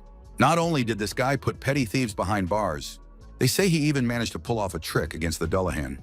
The observer, sitting on the roof of a neighboring house, asked Zero what he thought about it. Does this guy look strong? Zero was his shadow. Zero replied that if it happened twice, it wasn't a coincidence. Need should be wary even of a porcelain rank. Need said he was looking forward to it too. Need, of course, did not think he would be sent against a porcelain rank. However, maybe this guy would show something interesting. Need jumped off the roof and attacked our hero. It was unexpected for Nagi, but the young man managed to react and jumped aside. The protagonist wondered who this guy was. Need was surprised. Could this guy really sense his thirst for blood and react to it immediately?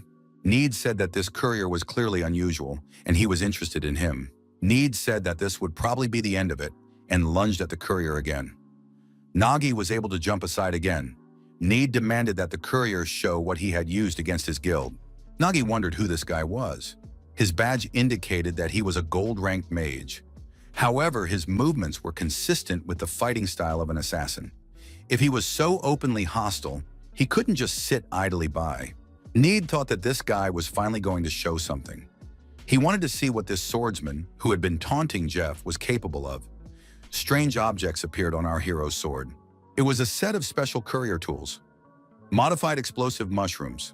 A special courier skill was activated. Mushroom explosion. Nagi understood that fighting the adventurers openly was pure madness. It would be better to run away first. The protagonist ran out to the center of the town square and shouted for help. The young man ran up to the guards and said it was a robbery. He asked for help. The guard was surprised by what was happening. Nagi told the guard to look over there. There was an adventurer who was actually a bandit. After all, this bandit had just tried to kill him. The guard recognized the adventurer. He was a member of the Dawn Guild named Need. Need said he was disappointed. Had this guy really decided to run away? Need was a gold-ranked mage. Nagi heard about the Dawn Guild and remembered what Mrs. Petra had told him. But in any case, it was unacceptable to do such a thing in the city center. The guard asked the adventurer what was going on. Need replied that it was just a form of training and again attacked the courier with his swords. Nagi dodged the blade, but lost his footing and fell to the ground. Need claimed that this guy had poisoned his colleague's food and ruined the cleanup. The courier had dared to harm the Dawn Guild. Need added that because of this courier, he was left without payment. Need reminded everyone that they all knew what happened to those who harmed the Dawn Guild. The courier said that this was a lie. Members of their guild tried to get rid of him. The protagonist urged those present to believe him. However, the young man decided that it was useless. As Mrs. Petra said, the Dawn Guild has enormous influence. In such a situation, no one would side with the owner of the porcelain rank. The guard and everyone present thought that in this situation, it was more profitable to support the Dawn Guild. Sometimes the porcelain rank really does cheat. Recently, couriers have begun to think of themselves as more important than adventurers. The guard said that he understood everything and would leave it up to Need. The adventurer smiled in response and thanked him for his understanding. Knight asked if the courier understood the situation. He had no allies here. Nagi was upset. Why were they doing this? If they knew the truth, they would understand that the Dawn Guild was to blame. Besides, it was all over now. Why seek revenge? Need said that the courier was right. It wasn't his fault. Even if it concerned the lower members of the guild, such things meant nothing. However, there was one very important nuance. The courier had caused damage to their guild. The Dawn Guild does not forgive such things. It is necessary to make it clear to everyone that they are not to be trifled with. Anyone who messes with the Dawn Guild has no way out. Need added that anyone who decides to go against the Dawn Guild always gets a response. The courier will become a reminder for everyone to see and remember this fact. Need told the young man not to worry. He would not destroy him because the courier carried the marks of the people he had destroyed. However, the porcelain rank was not worth it. Need added that from this day forward, every time people looked at the scars on his face, they would remember the Dawn Guild. The adventurer thrust his blades forward and lunged at the courier. He said he would leave a mark on this porcelain rank. The killer's special skill was activated, 90-degree cut. This was unexpected for Need, but the courier managed to avoid the cut. The cut was not meant to happen. Agnes appeared between the opponents. She told the adventurer to put away his blades. Agnes added that this courier was now a member of the Sunset Wind Guild. From that moment on, any attack on Nagi would be considered an attack on the Sunset Wind Guild. Need was forced to leave empty-handed. He did not achieve his goal. Zero asked Need if he was sure he could just leave like that. The guild had expected more. Need replied that he had no choice. They had not planned to fight Agnes. Even if he had decided to fight her, nothing terrible would have happened. But unfortunately, she was already busy with someone else. In the end, however, Need had wasted his energy. He thought that this courier would turn out to be someone important. Despite being quite skilled for a courier, he was still just a porter, an unremarkable weakling. Need added that even though it ended ingloriously, he was still scared and couldn't do anything else. Zero noted that this was very interesting. Did Need really think that was the case? Need felt blood on his cheek. When did the courier manage to get to him? It must have been Agnes. Zero said that Need didn't even understand how it happened. Zero added that in that case, Need should slowly remember everything step by step. Need had to remember from the very first moment he met this young man to the moment he tried to finish him off. Need was probably sure that the courier had given up and resigned himself to his fate. However, the courier did not give up. He patiently waited for his chance. Even in that situation, he took advantage of the fact that Need's gaze was directed upward to pull the dagger from his sleeve. Nagi understood that no one in this world would take the courier's side, so he had to defend himself. The protagonist discreetly threw the dagger he had hidden in his sleeve at his opponent. The dagger flew past his face, leaving a bloody scratch on his cheek. Zero reminded him that he had told Need many times. As soon as he decided he had won, he would become distracted and vulnerable. Need realized he had missed the blow. The adventurer said that in that case, he would take back his words and deal with this guy after all. Nagi knew he was carrying a dagger just in case he couldn't get his weapon out of his bag. But it wasn't enough against the adventurer. The courier thought that if Agnes hadn't helped him, it would have been dangerous. Who is this guy, Need? Did the Dawn Guild really send an adventurer of this level just for revenge? Our hero didn't want to have anything to do with this guild anymore. The protagonist was patted on the shoulder and asked what he was thinking about. Was he scared? After what happened in the square, he continued to worry. They were members of the Sunset Wind Guild. Nance said that Need was a notorious scoundrel, even among the Dawn Guild. Stoneman added that Need ruled over the slum gangsters. Even the guards preferred not to mess with him. Nagi said he had heard something about the Dawn Guild, but didn't know they were so ruthless. Agnes said that staying in the city was too dangerous. That's why she decided it would be safer to go to the dungeon. While they were busy clearing things out, why didn't the courier join them? The young man replied that he didn't care. He would just continue his work as a courier, so he was happy to do so. Nagi noticed that it was very cold in this place. It was the first time the protagonist had seen a cemetery dungeon of such a high rank. This dungeon was ranked 8th. Nain said that for him, this dungeon was a simple walk in the park. Nains added that Nagi should just rely on him, collect trophies, and keep up. Stoneman added that if it got dangerous, he could hide behind his back. Nagi thought that Nines wasn't entirely wrong. Although it was a B-class dungeon, they had 1 gold-ranked and 1 copper-ranked adventurer. But most importantly, with a comrade like Agnes, a mithril-ranked adventurer, their strength was more than enough. The only thing that bothered the protagonist a little was that in B-class dungeons and above, it was usually important to balance the composition of the group or select it according to Dan's himself. In this group, everyone belonged to the combat class. Given the characteristics of the dungeon, it would be nice to have a priest with them. If everyone is focused on one type of combat, it becomes more difficult to deal with unexpected situations. Agnes said that they would probably be greeted now. Sure enough, a group of zombies appeared. The adventurer of the mithril rank said she would clear the way, and swinging her sword, rushed to attack the zombies. In addition to the ordinary zombies, a giant zombie appeared. As expected of a B rank, medium-sized mobs appear from the very beginning. Agnes activated a special combat mage skill, Ignition.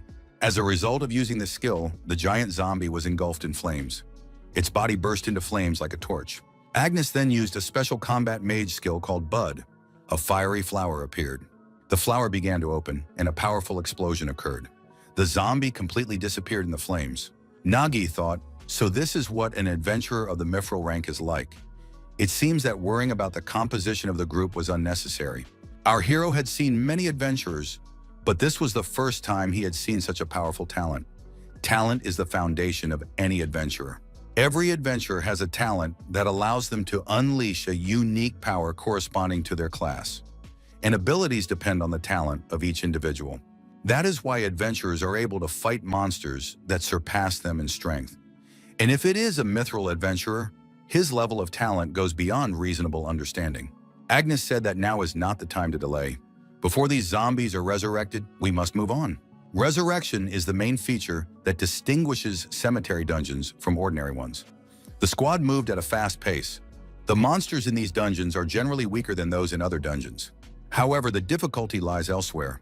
Destroyed monsters rise again and again. Monsters that have been destroyed will respawn endlessly and pursue the adventurers. If you move too slowly, adventurers can be surrounded on both sides.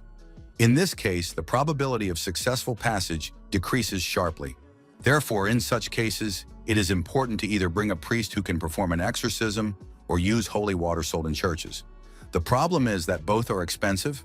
Nanes noticed that the zombies had begun to revive and were following them again. Nans reminded them that he had suggested taking Ferrero with them. Nuggy asked who that was. Nans explained that their guild had a priest who was always moving around the base as if it were her home. She was a devil in the guise of a priest, demanding a lot of gold every time. This time she again demanded an exorbitant amount to go with them. Nines remarked that the guild was so poor that even Ferrero couldn't afford it. Agnes said that the adventurer would complain later. She added that she would take care of the enemies in front, while Stone Man would hold back those coming from behind. Nuggy asked, was Mr. Nines really not going to fight? The adventurer replied that he had forgotten his weapon. Agnes noted that this guy was always forgetting something. Stone Man said that once he showed up for a mop-up operation without any clothes. Nagi said that it was no big deal because he had a spare weapon in his bag. Our hero asked which sword the young man preferred, a long sword or a bastard sword? Nanes replied that he would not fight with any sword other than Elizabeth Lovest. It was his knightly vow. Nagi was surprised. Why did he leave his sword behind in that case? Stone Man said that the monsters chasing them were strange. There were fewer of them than expected, and they moved more slowly. Agnes looked closely and asked in surprise, do they really have thorns on their feet? The protagonist confirmed this. These monsters still resurrect. The main danger in this dungeon is being surrounded by resurrected monsters. Of course, you can simply destroy them, but it is more effective to slow down their movements. A set of special courier tools was activated, thorn trap and glue balls. The young man said he scattered them as he moved along. However, these are simple tools, so you shouldn't expect too much from them. Agnes and Stone Man decided that the courier was more useful than Nanes. The adventurers didn't know how many more times these zombies would respawn. Nine said that if Elizabeth had been with them, they wouldn't have had to run for so long. Agnes said that now was not the time to complain. They had to get out of there before they were surrounded. Nanes shouted that he could see a way out of the cave. Agnes told Stone Man to act. The defender's special skill, Stone Shield Mask, was activated. A huge stone barrier appeared in front of the zombies. Stone Man said he had done everything. The defender shouted that the barrier would not hold for long and that they needed to get out of there quickly. In the cemetery dungeon, there was an underground lake. A raft with a sail stood on the shore. Nanes was indignant. Why was a huge lake blocking their way? Although there was one good thing about it, they didn't have to build a raft. Stone Man said that zombies could arrive at any moment, so they needed to hurry. Nines added that the raft would not be able to support the weight of their armor, especially Stone Man's stone armor. Agnes pointed out that in that case, they could take off their armor since they weren't going to be fighting anyway. Nagi opened the bag and said that the armor could be stored there. Nanes and Stone Man did not argue and took off their armor. Agnes turned around and was terribly surprised. She even screamed. The adventuress asked how far Nines was going to undress. The young man replied that they needed to reduce their weight. The raft with the passengers successfully pushed off from the shore and set sail. Nans laughed, noticing that Agnes was embarrassed by his appearance. Agnes gave Nayens a preventive lesson, after which the young man had a bruise under his eye. He had to apologize, and Nayens promised to carry his clothes with him. Nayens declared that with the power of his oath, he could pass through this dungeon alone. After all, he was an adventurer of the golden rank. Agnes asked why Nines had made a vow he couldn't keep. The young man apologized again. Nagi had heard that adventurers with knightly talents made oaths that expressed their beliefs. These oaths imposed strict rules, but in exchange gave them tremendous power. Mr. Nine swore that he would not fight with any weapon other than Elizabeth Lovest, which imposed restrictions on him. In return, his sword became a legendary weapon that could not be broken. A knight's oath is a real exchange. However, the question arises, isn't the oath kept secret so that it doesn't become a weakness? Agnes looked at the bag and asked if putting something inside would make the weight disappear completely. Nagi replied that the weight would not disappear completely. The moment an item is placed in the bag, a powerful weight reduction spell is cast on it. Even if you put 2 sets of armor in it, they will be lighter than a normal stone. Stone Man said that this thing was incomparably more valuable than the Nain sword. He added that the specially prepared turkey was simply magnificent. He could not have imagined eating such a dish in a place like this. Nagi noted that Agnes even managed to eat buns while fighting zombies. The adventuress replied that she didn't have time to eat properly, while Nines was idling around while she was hunting. Nines said that he suffered greatly running around in armor. Agnes looked ahead and said that everything was about to begin. A monster with a bow and arrow in its hands was spotted on the horizon, and enemy ships were approaching from all sides. Nucky said that this raft was indeed a trap for adventurers. Agnes admitted that it was disadvantageous to fight on the rafts. Nains was surprised. Did Agnes know it was a trap and still get on the raft? The adventurer did not deny it. Agnes explained that no one in this dungeon would help the adventurers for no reason. The raft was not given to them to help them. They had no choice. The adventuress understood that even if they had expected a trap, there were too many enemies. Now only she could fight here. Agnes thought that even if she started clearing out the enemy boats, the raft would become a target for arrows sooner or later. The protagonist said to leave that to him. Fighting enemies on the water would be difficult, so he suggested breaking through the enemy barriers. Agnes asked if the young man had a plan for breaking through with the bag. The protagonist nodded affirmatively. The young man secured the bag to the raft and told everyone to hold on tight. The courier's secret skill, compressed air, was activated. The bag increased in size incredibly. Nagi untied the rope, the bag gained jet speed, and the raft rushed forward. The speed increased. The bag was like a balloon, and the distance to the pursuers quickly grew. Agnes suggested that wind magic had been used. Nagi said that there was no magic involved.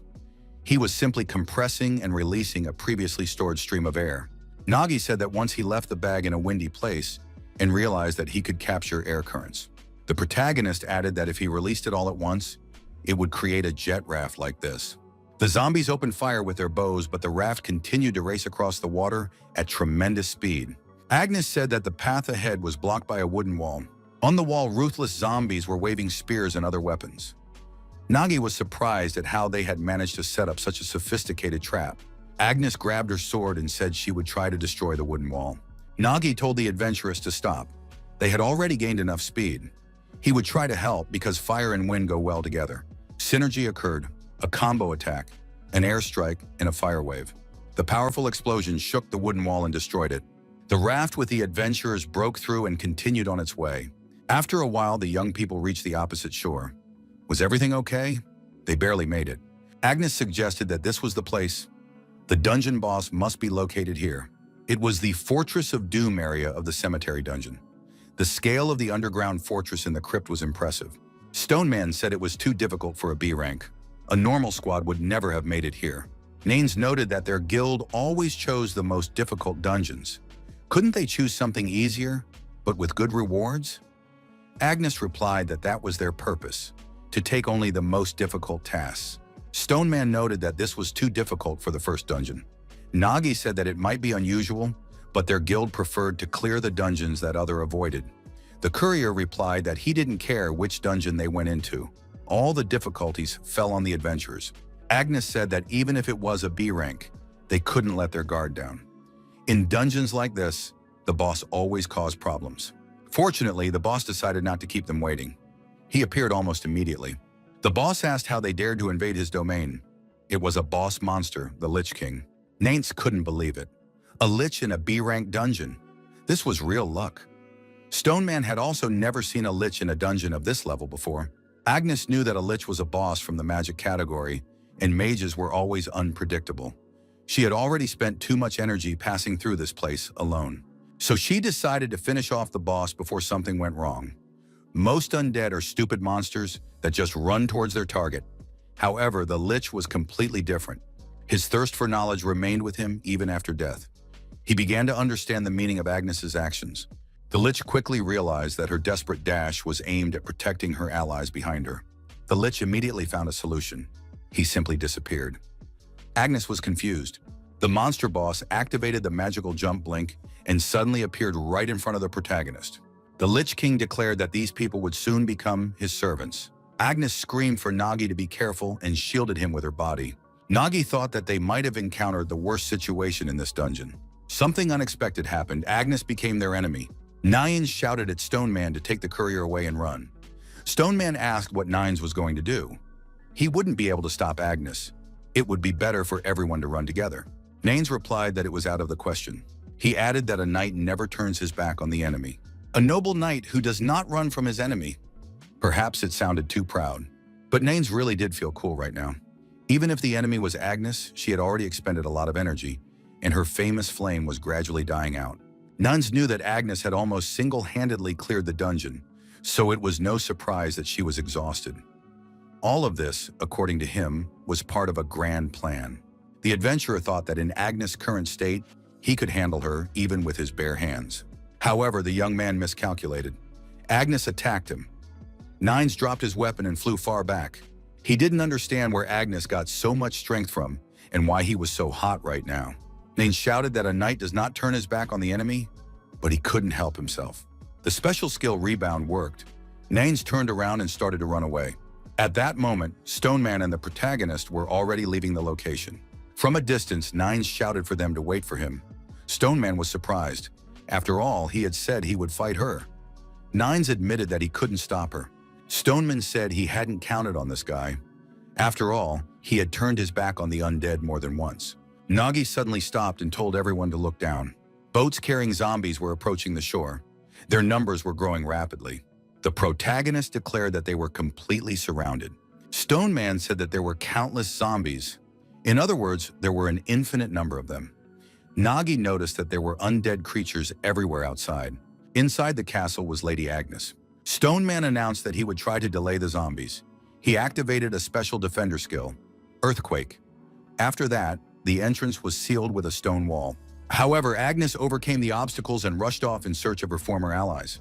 Stoneman said that Agnes was too fast and that they needed to figure out how to delay her, at least for a moment. Nagi replied that half measures would not help here. They needed to play their trump cards. He activated the decoy trap skill. Nagi threw a donut high into the air and shouted for Agnes to catch it. The adventurers forgot everything and rushed to catch the donut.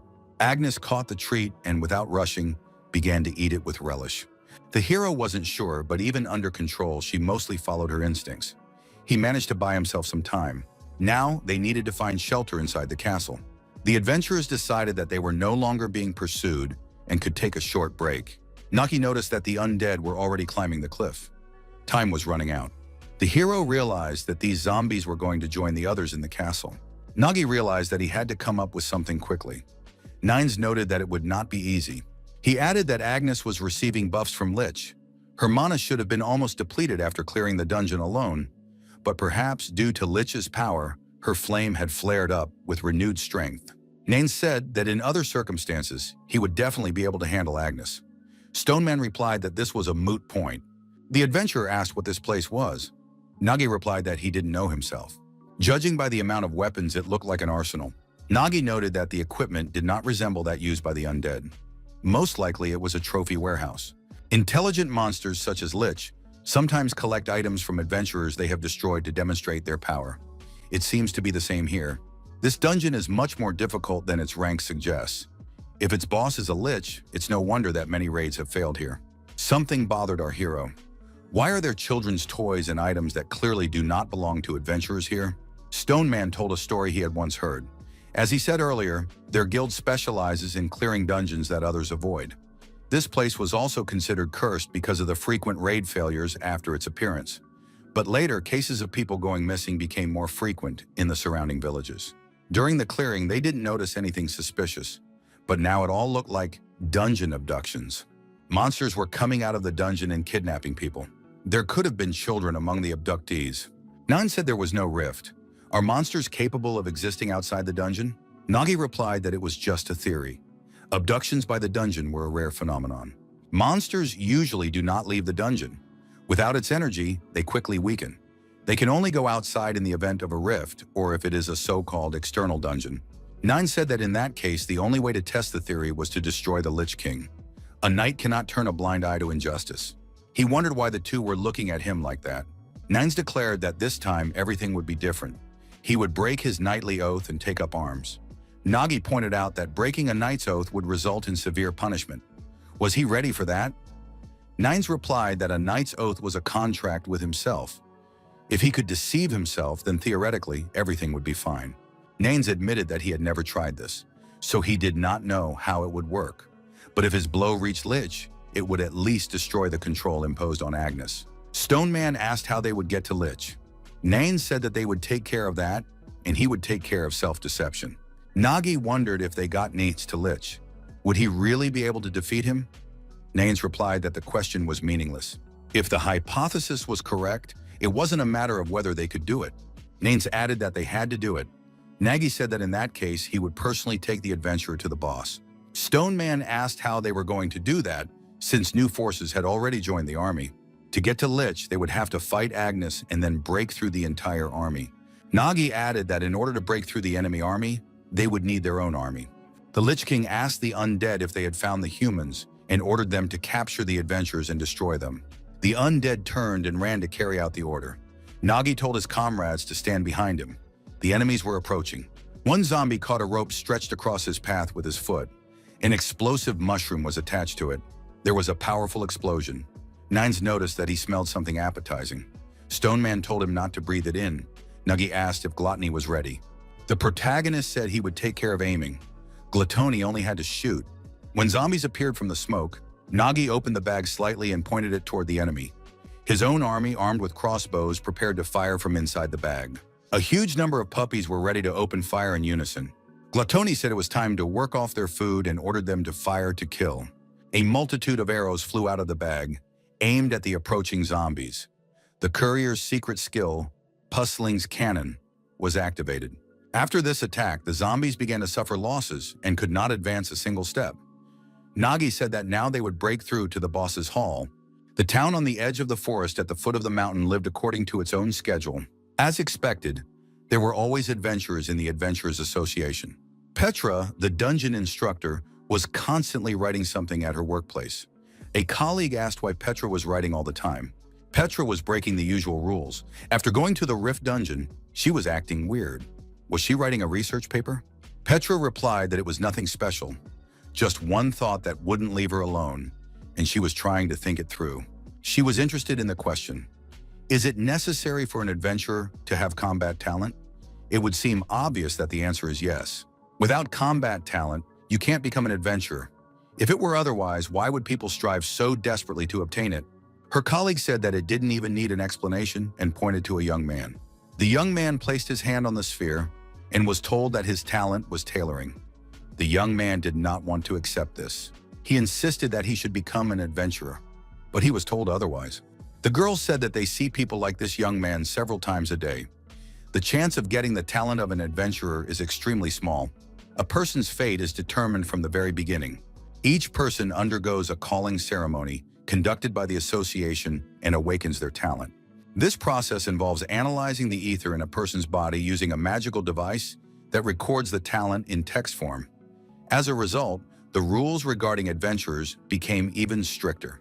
Some people said, isn't it better to find out your innate talent as early as possible so that you can develop it faster? Petra said she used to think the same way, but now she was preoccupied with the question, why do so many people want to become adventurers? Yes, it brings money and fame, but it also carries enormous risks. From this point of view, they were still lucky. They received salaries on par with mid-level adventurers, but did not risk their lives. Living according to what is predestined is also a kind of valor. However, after her recent encounter with Mr. Nagi, Petra had a question. Is it possible to build an adventurer's path based solely on one's innate talent? Is it right to determine a person's future solely by their awakened gift? The group of adventurers continued to break through the army of zombies. Nagi said that they needed to stick together. Nagi added that he could use his cunning to delay the zombies, but not for long. The adventurers continued to move quickly through the castle. Nens asked if everything was going according to plan. He couldn't see anything and didn't understand what was going on around him. Stone Man said there was no need to worry. Nagi had taken care of everything. The protagonist said that they had almost reached the boss room. Now the main part was about to begin. A huge horde of undead had gathered before the Lich King. The group of adventurers peeked around the corner to assess the situation. As expected, with so many enemies, even getting to the boss would be problematic. However, our hero said he had a plan. Nuns noticed that the Lich had managed to dodge even Lady Agnes's attacks with the help of Blink. Therefore, they needed to sneak past the enemies and strike so quickly that they would not have time to react. Nuns said that there was no need to worry about this. He planned to take care of the king with one blow. Nuns spoke rather loudly, and the zombies heard him. They turned toward the voice and discovered their enemies. Nagi said that there was nothing to be done now. They would have to begin the operation immediately. To get to the Lich, they had to break through the army of undead blocking their way. However, it was not necessary to fight everyone. They just had to prevent the enemies from noticing them. The undead are monsters whose sense of smell is more developed than their sense of sight. If we refer to the well-known treatise on the undead, The Walking Dead, it describes a case where a man was able to pass through an entire army of the dead by using their own smell against them. He simply smeared himself with the entrails of the dead and passed through the crowd unhindered. Now they had no corpses to hide behind, but fortunately, the bag had long since absorbed the smell of this place. Nuns became indignant and said that there was a terrible stench here. Nagi warned him to be patient. Thanks to this smell, they would be able to pass through the army of the undead unhindered. The group of adventurers advanced toward the Lich. Stone Man kept repeating that he was a zombie, a hungry zombie, and that they should let him pass. Thus the adventurers passed unhindered through the unsuspecting undead. The monster boss, the Lich King, said that these adventurers had decided to disguise themselves. Did they really think they were so clever? Their tricks would not work. The monster activated the element of fire. Fire whirlwind. A fireball rose above everyone, illuminating everything around. The Lich looked around trying to spot his enemies. The adventurers reached the monster boss unhindered. Lich was now in close proximity. Nines rejoiced. Had his colleagues really succeeded and brought him to the king? However, Agnes, whom he had enchanted, was standing next to the king. Nagi noticed her immediately. The hero declared that he would distract Agnes with sweets and scattered cakes and gingerbread around. Nagi warned that they only had one chance. Nines was determined and said he understood everything. Nines jumped high above the king, swung his sword, and declared that he would take care of it with one blow. The knight's special skill, Slashing Strike, was activated. However, the Lich King suspected something was wrong and decided to disappear. He began to turn into pixels. Nines was outraged and asked where the Lich was going. It was too late to retreat. Now he would cut him down. However, Agnes intervened and deactivated the adventurer Nines with a kick to the jaw. Stone Man was surprised. How did that happen? Nagi also did not understand what was going on. Had Agnes already eaten her fill of sweets? Stone Man admitted that Agnes had indeed eaten a lot of sweets during that time. Nagi said it wasn't too late. Naines could try again. Agnes said that Knight Naines had broken his knightly oath and disgraced his honor. There was no forgiveness for him. She added that punishment was inevitable, and the adventurer's hands were bound in chains. Nagi realized that Mr. Nines's knight's oath had worked. Nagi shouted that the undead were attacking. Stone Man declared that he would delay them. The defender's special skill, Stone Wall, was activated. At that moment, a large stone wall appeared between the adventurers and the approaching zombies.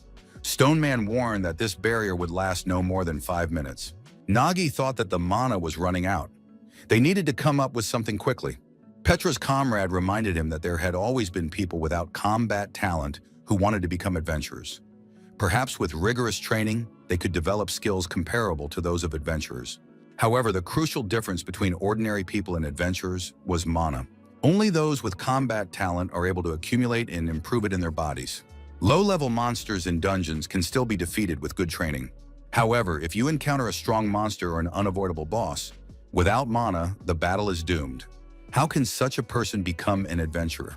The monster boss, the Lich King, rose above the lone adventurer. Nine said he would delay the boss and Nagi should run away. The protagonist objected that he couldn't do that. Nines declared that it was the adventurer's duty. They had failed the purge, and it was their responsibility. It was better for the courier to escape as soon as possible. The Lich smirked. Did they really think he would let even one of them escape? They shouldn't have entered his palace. The monster boss rose again, threatening the adventurers with imminent retribution. Lich said that these adventurers weren't even capable of entertaining him, so they weren't worthy of his attention. But maybe he could find a use for them. After all, watching former comrades destroy each other was always fun.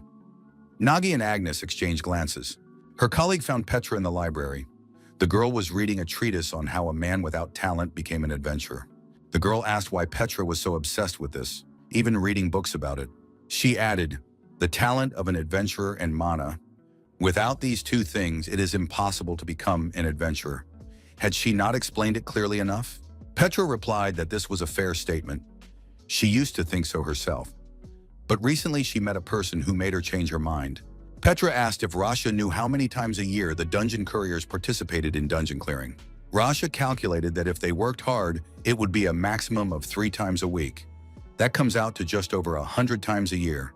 Petra noted that according to the guild's records, there is one person who participates in dungeon clearing more than 300 times a year. Rasha was surprised. What kind of person is this, if he does so many clearings? Doesn't he ever rest?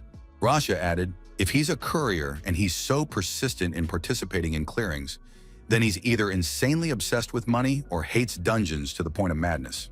Nagi was forced to confront Agnes. To do this, he took a sword out of his bag. However, after the first blow from the adventuress, our hero's sword was destroyed. The young man understood that it would be difficult to survive a blow from such a blade. The difference was not in the level of the weapon. The difference was between him and Lady Agnes. However, our hero had one advantage. When adventurers clear the dungeon, couriers do not fight. All they can do is watch the battle from the sidelines. That is why our hero knew Miss Agnes' fighting style very well.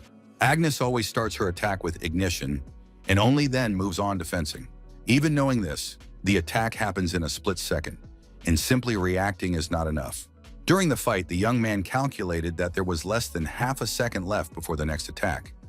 If he reacted only when he saw the movement, it would be too late. He had to anticipate the next step and the direction of the blow in advance. However, Agnes moved faster than expected, so it was necessary to act half a step earlier. But the young man had already reached the limit of his reaction. In this sense, he had to thank the Dullahan.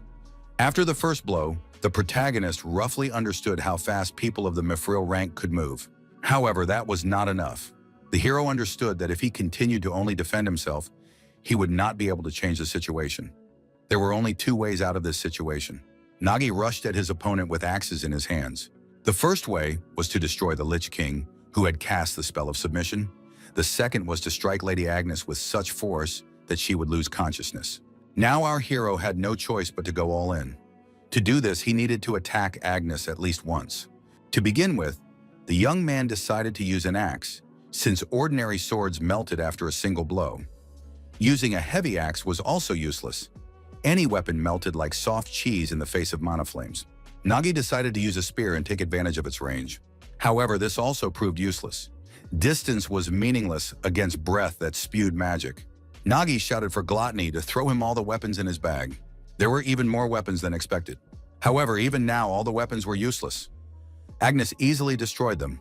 Nagi realized that it wasn't just his weapons that were being destroyed. Lady Agnes's blade was also overheated and seriously damaged. The protagonist decided that he had to try to hold out a little longer. That's why Nagi fought with all his might. Nagi thought he had reached his limit. Which would break first, Lady Agnes' sword or his own body? Agnes delivered a powerful kick and Nagi flew far back. The Lich King laughed and said it was amusing, an unexpected diversion. Until now, the adventurers who came here were nothing but despicable worms. However, the young man was worthy of this dungeon. The Lich added that he could join his cohort and share his power. The monster continued, "Thanks to this young man, the dungeon would only become stronger, and the kingdom would rise again from the ruins." Nagi was exhausted and kneeling on the ground. Scattered broken swords lay before him. The young man thought that the monster, which was about to leave the dungeon and begin its invasion, was too dangerous. It could not be allowed to leave. Nagi asked Gluttony how many weapons were left. He replied that there was only one. Nagi realized that he had only one attempt left. What should he do? In extreme danger, Nagi lost consciousness for a moment while standing on his feet. And in that short dream, he remembered why he clung so desperately to his job as a courier and why he so desperately wanted to destroy the dungeons. On the day the dungeon broke through and he lost everything, Nagi made a vow to himself. The young man swore that he would destroy the dungeons. But this was not something a simple porter could do. His companion then told the young man that he had never met a person without talent who had managed to become an adventurer. But he knew one thing for sure: adventurers defeat monsters. If the young man became someone who could defeat the adventurers themselves, perhaps he would become what he wanted to be. It would not be easy, almost impossible. Even if the young man devoted his entire life to it, it would still be difficult. But if there was at least one way, it was to perfect a single fighting technique to its absolute limit. If you train haphazardly, improving everything little by little, you will never reach the level of an adventurer. Therefore, you need to master only one single strike, a strike that will put your whole soul into it. Perhaps only this will bring the young man closer to the adventurers. From that moment on, Nagi devoted himself to perfecting this strike, putting his whole being into it. But no matter how much he trained, nothing seemed to change. It was as if he had stumbled upon an impenetrable wall that prevented him from achieving his goal. Despite this, our hero did not stop training. Perhaps that is why, even in his foggy consciousness, his body moved on its own. It all started with the sword returning to its sheath. Although Nagi did not have a sheath, he did have a bag. The Lich King said he would grant him the opportunity to shed his weak body and gain eternal flesh. The protagonist remembered the words. If he had no talent, he could not become an adventurer. If he could not control mana, he could not destroy the monster. However, the young man no longer cared. Nagi prepared for the decisive battle with Agnes. He held his last sword in his hands. The young man did the impossible. With one swing of his sword, Lich's head flew off his shoulders. That day, Nagi did not realize what he had done. However, his sword cut through the chasm that separated adventurers from ordinary people who did not possess mana. Subsequently, his fighting style was named the art of the sword that reveals the limits of weapons, Asura Khan Baldo. It is the art of instantly drawing a sword and attacking in one motion. The dungeons multiplied, and this process could not be stopped. The speed at which they appeared was such that weak humanity was unable to cope with this progress. The kingdoms of this world were on the verge of destruction due to the countless dungeons appearing everywhere. But at that moment, humanity awakened the power of ether, or mana, in response to the growing number of dungeons. This is how adventurers came to be, who began to clear these dungeons. Some say that the division between adventurers and ordinary people is not discrimination, but a necessity to protect ordinary people. Rasha said that there were also those who could not accept this fact and went to clear the dungeons without having the talent of an adventurer. However, they all died. Rasha emphasized that Petra should remember, as cruel as it may sound, the system that divides people according to talent exists for their own protection. However, as illogical as it may sound, on the day of the break in the dungeon rift, Nagi's gaze fixed on Lady Agnes seemed to scream of his desire to become an adventurer. Talent is not the only thing that defines an adventurer. Agnes looked at her broken sword and asked in surprise how Nagi had managed to do it. The young man replied that that was not all. The monster's head began to rage. How dare a human touch his body? A lich is an extremely complex monster. Although it is a mage, it cannot be destroyed until its phylactery, the source of its existence, is destroyed. That is why it is so resilient and able to rise again and again. Nagi thought that the blade was broken and the body was no longer moving. However, Agnes told Mr. Nagi to rest. She would correct her mistake. The adventuress rushed at the monster, swinging her blade in front of her. The monster screamed again, demanding the man's submission. However, it did not work. There were only two ways to finish off the lich. The first was to find and destroy the carefully hidden phylactery. The monster screamed that attacking him was useless because he was indestructible. Agnes said that Lich had wrapped his magic around her body, trying to subdue her, but in doing so, he had revealed his weak spot. This showed his true vulnerability. Agnes declared that she was able to trace the flow of magic and find the source of his life. The girl emphasized that according to her research, it was clear that the phylactery was located in the throne itself. Agnes swung with all her might and cut the throne in half. The Lich declared that this could not be. Would his dream really collapse so senselessly? Lich was irrevocably destroyed. Agnes was freed from the spell. The throne could not be restored. The girl asked if Mr. Nagi was all right and what kind of sword technique he had demonstrated. Nagi smiled and replied that he didn't know himself. He just thought he had to defend himself somehow. And somehow he managed it. In any case, everything worked out. This was thanks to Lady Agnes. The adventuress said that all she could do was apologize. She had let everyone down and was unworthy of being a commander. Although Agnes was controlled by Lich, She remembered everything perfectly, even though she couldn't move of her own accord. The young man fought her on equal terms. Physical strength, ether, talent. The difference between them was enormous. And yet, despite this, Nagi not only fought her, but also managed to pierce Lich behind her back. What kind of technique was that? Be that as it may, it's just unimaginable. But even now, it's not his strength that matters, but something else. An unyielding will that allowed him to fight an opponent who was impossible to defeat. The leader told Agnes that their guild needed not adventurers with great strength, but adventurers with an unyielding will. Sooner or later, she would meet such people, those who, even in hopeless situations, relying only on pure goodwill, display strength bordering on the miraculous. They are different from others who, possessing great power, care only about their own benefit. These are true adventurers. Agnes thought that as the deputy head of Sunset Wind, she had to get this young man. The adventuress said she would ask the question again. Sunset Wind is not just a guild pursuing wealth and fame. They exist to destroy the dungeons and prevent breaches. Because of this, they constantly take on the most difficult and dangerous tasks that others avoid. That is why they need not those who possess great power, but those who have great will. Those who are willing to sacrifice themselves to prevent a dungeon breakthrough, even if there is no immediate benefit. People like Mr. Nagi. Agnes once again invited the protagonist to join her guild. Sunset Wind needs Nagi. Nagi thought about the guild that protects the world from dungeon breaches. He had always dreamed of such a guild existing, but it didn't exist before. If it had existed, then this wouldn't have happened. The elder said that the young man had come, but it was too late. The city had already been destroyed. Nagi replied that if Agnes was serious, he was willing to try to stop the dungeon breaches. The young man took the girl by the hand and looked into her eyes. Agnes welcomed Nagi to Sunset Wind. Stone Man appeared nearby and asked what had happened to Lich and what would happen to Lady Agnes now. Stone Man analyzed the situation and said that Agnes had freed herself from the spell of obedience and defeated Lich. As expected, Agnes is simply incredible. Agnes asked what was happening with Nines.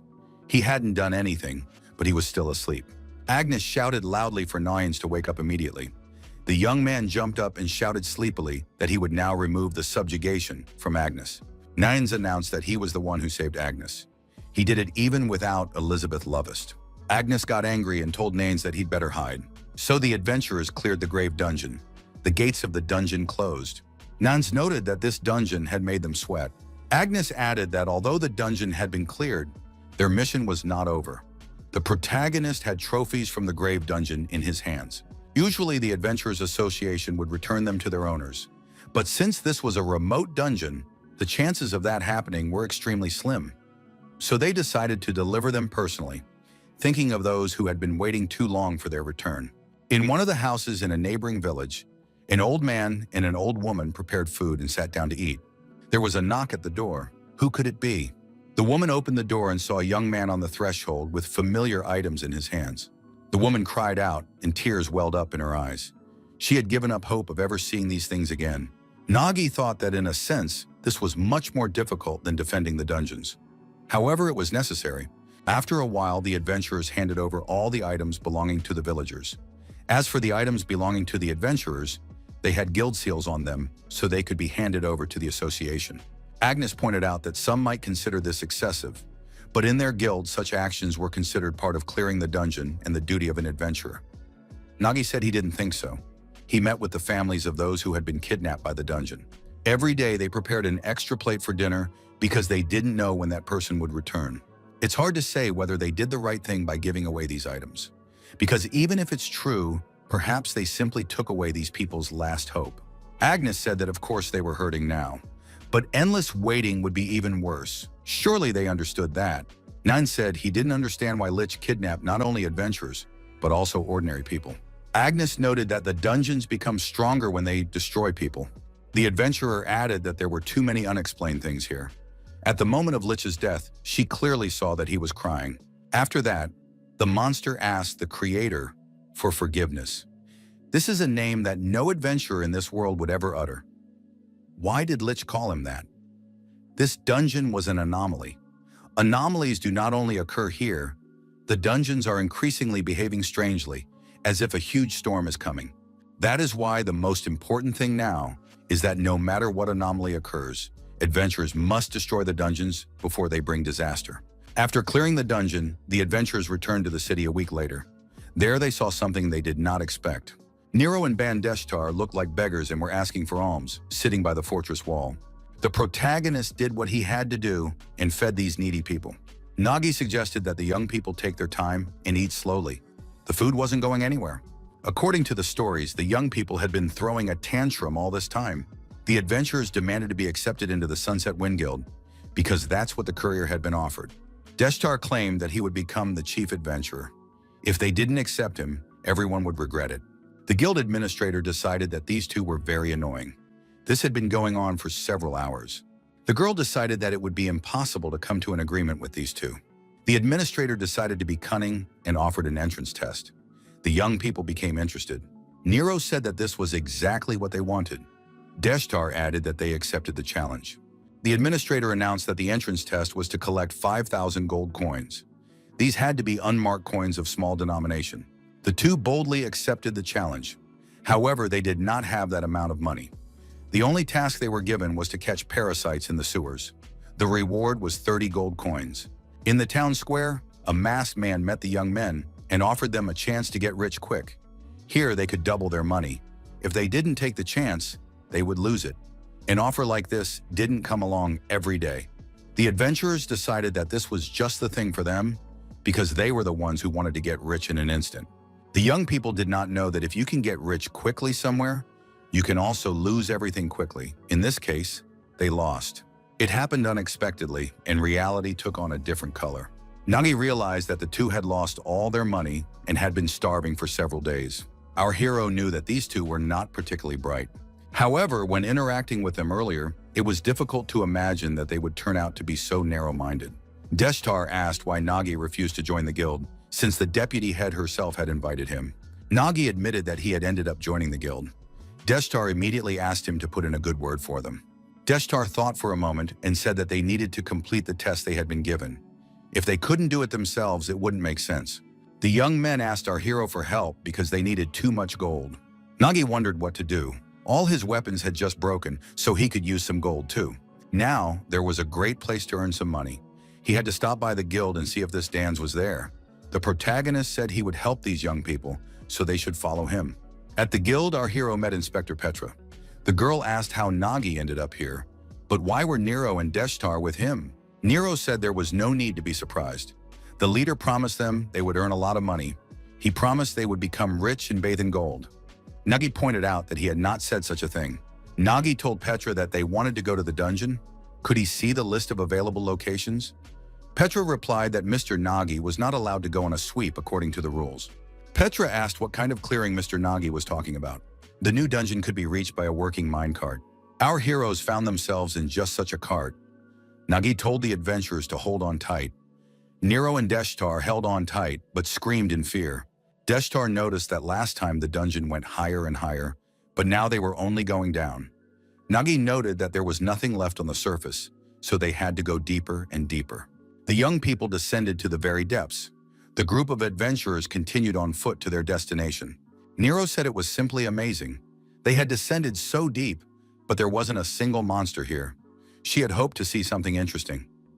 Nagi said that this dungeon had already been cleared. The young people were surprised. Why were they here then? It was a mining dungeon, also known as the Gold Rush. The place was full of ore veins, so it was considered the most profitable for earning money. Due to its special nature, even after being cleared, it does not disappear, allowing resources to be extracted. This dungeon is usually taken by guilds, who completely clear out the monsters. After that, they hire miners to extract resources. Simply put, this mining dungeon has already been plundered and is now just an empty cave with no particular value. However, the situation is different with the subsoil. The ore in the deepest layer often remains untouched because the cost of transporting it exceeds the potential profit. Nagi led the adventurers to the mineral deposits and said that this was their goal. It was a D-class mining dungeon. Nagi noted that they had good minerals of excellent quality in front of them. They could begin. At this point, our hero's bag truly revealed its value, as it completely solved the transportation problem. Nagi said that if everyone understood, they could get to work. Nero and Deshtar shouted in unison that they couldn't do such a thing. In any case, the young people had no choice. and they grabbed their tools and set to work as miners. Deschard asked why they always did this in the dungeons. Nero added that she also wanted to fight monsters. The protagonist used to do this often. Now he felt nostalgic. However, he was out of practice, because after only a few hours of work, he felt tired. Nagi thought that the previous battle with the ball had been too exhausting. The fact was that his body had not yet fully recovered. What kind of blow was that back then? Our hero gave it his all in that fight. The blow had incredible power, comparable to the talent of an adventurer. It would be great if he could make this blow his own. Gluttony peeked out of the bag. The young man asked if he had come here because of the smell of minerals. If he searched, he would surely find magic stones. Gluttony could take as many as he wanted. Gluttony pointed to the puppies peeking out of the bag and said that these guys wanted to help. Gluttony announced that everyone was ready and said that they would destroy these ore deposits. Nagi noted that these animals were quite skilled, probably because gnomes live in packs and have a clear system. However, they requested 10% of the spoils, but if they work so well together, why not? But where are they going to spend their percentage? Nagi noticed that the work was now easier. The young man told Deschard and Nero not to overexert themselves. Everything would be easier than easy. Nagi had just said something he shouldn't have. There are forbidden words in the dungeons. If someone says, "Danger's calm today," or "This danger's easy," its difficulty instantly increases. Nagi didn't take one thing into account. Deschard and Nero were fools. Deschard said, "How long are we going to dig this up piece by piece?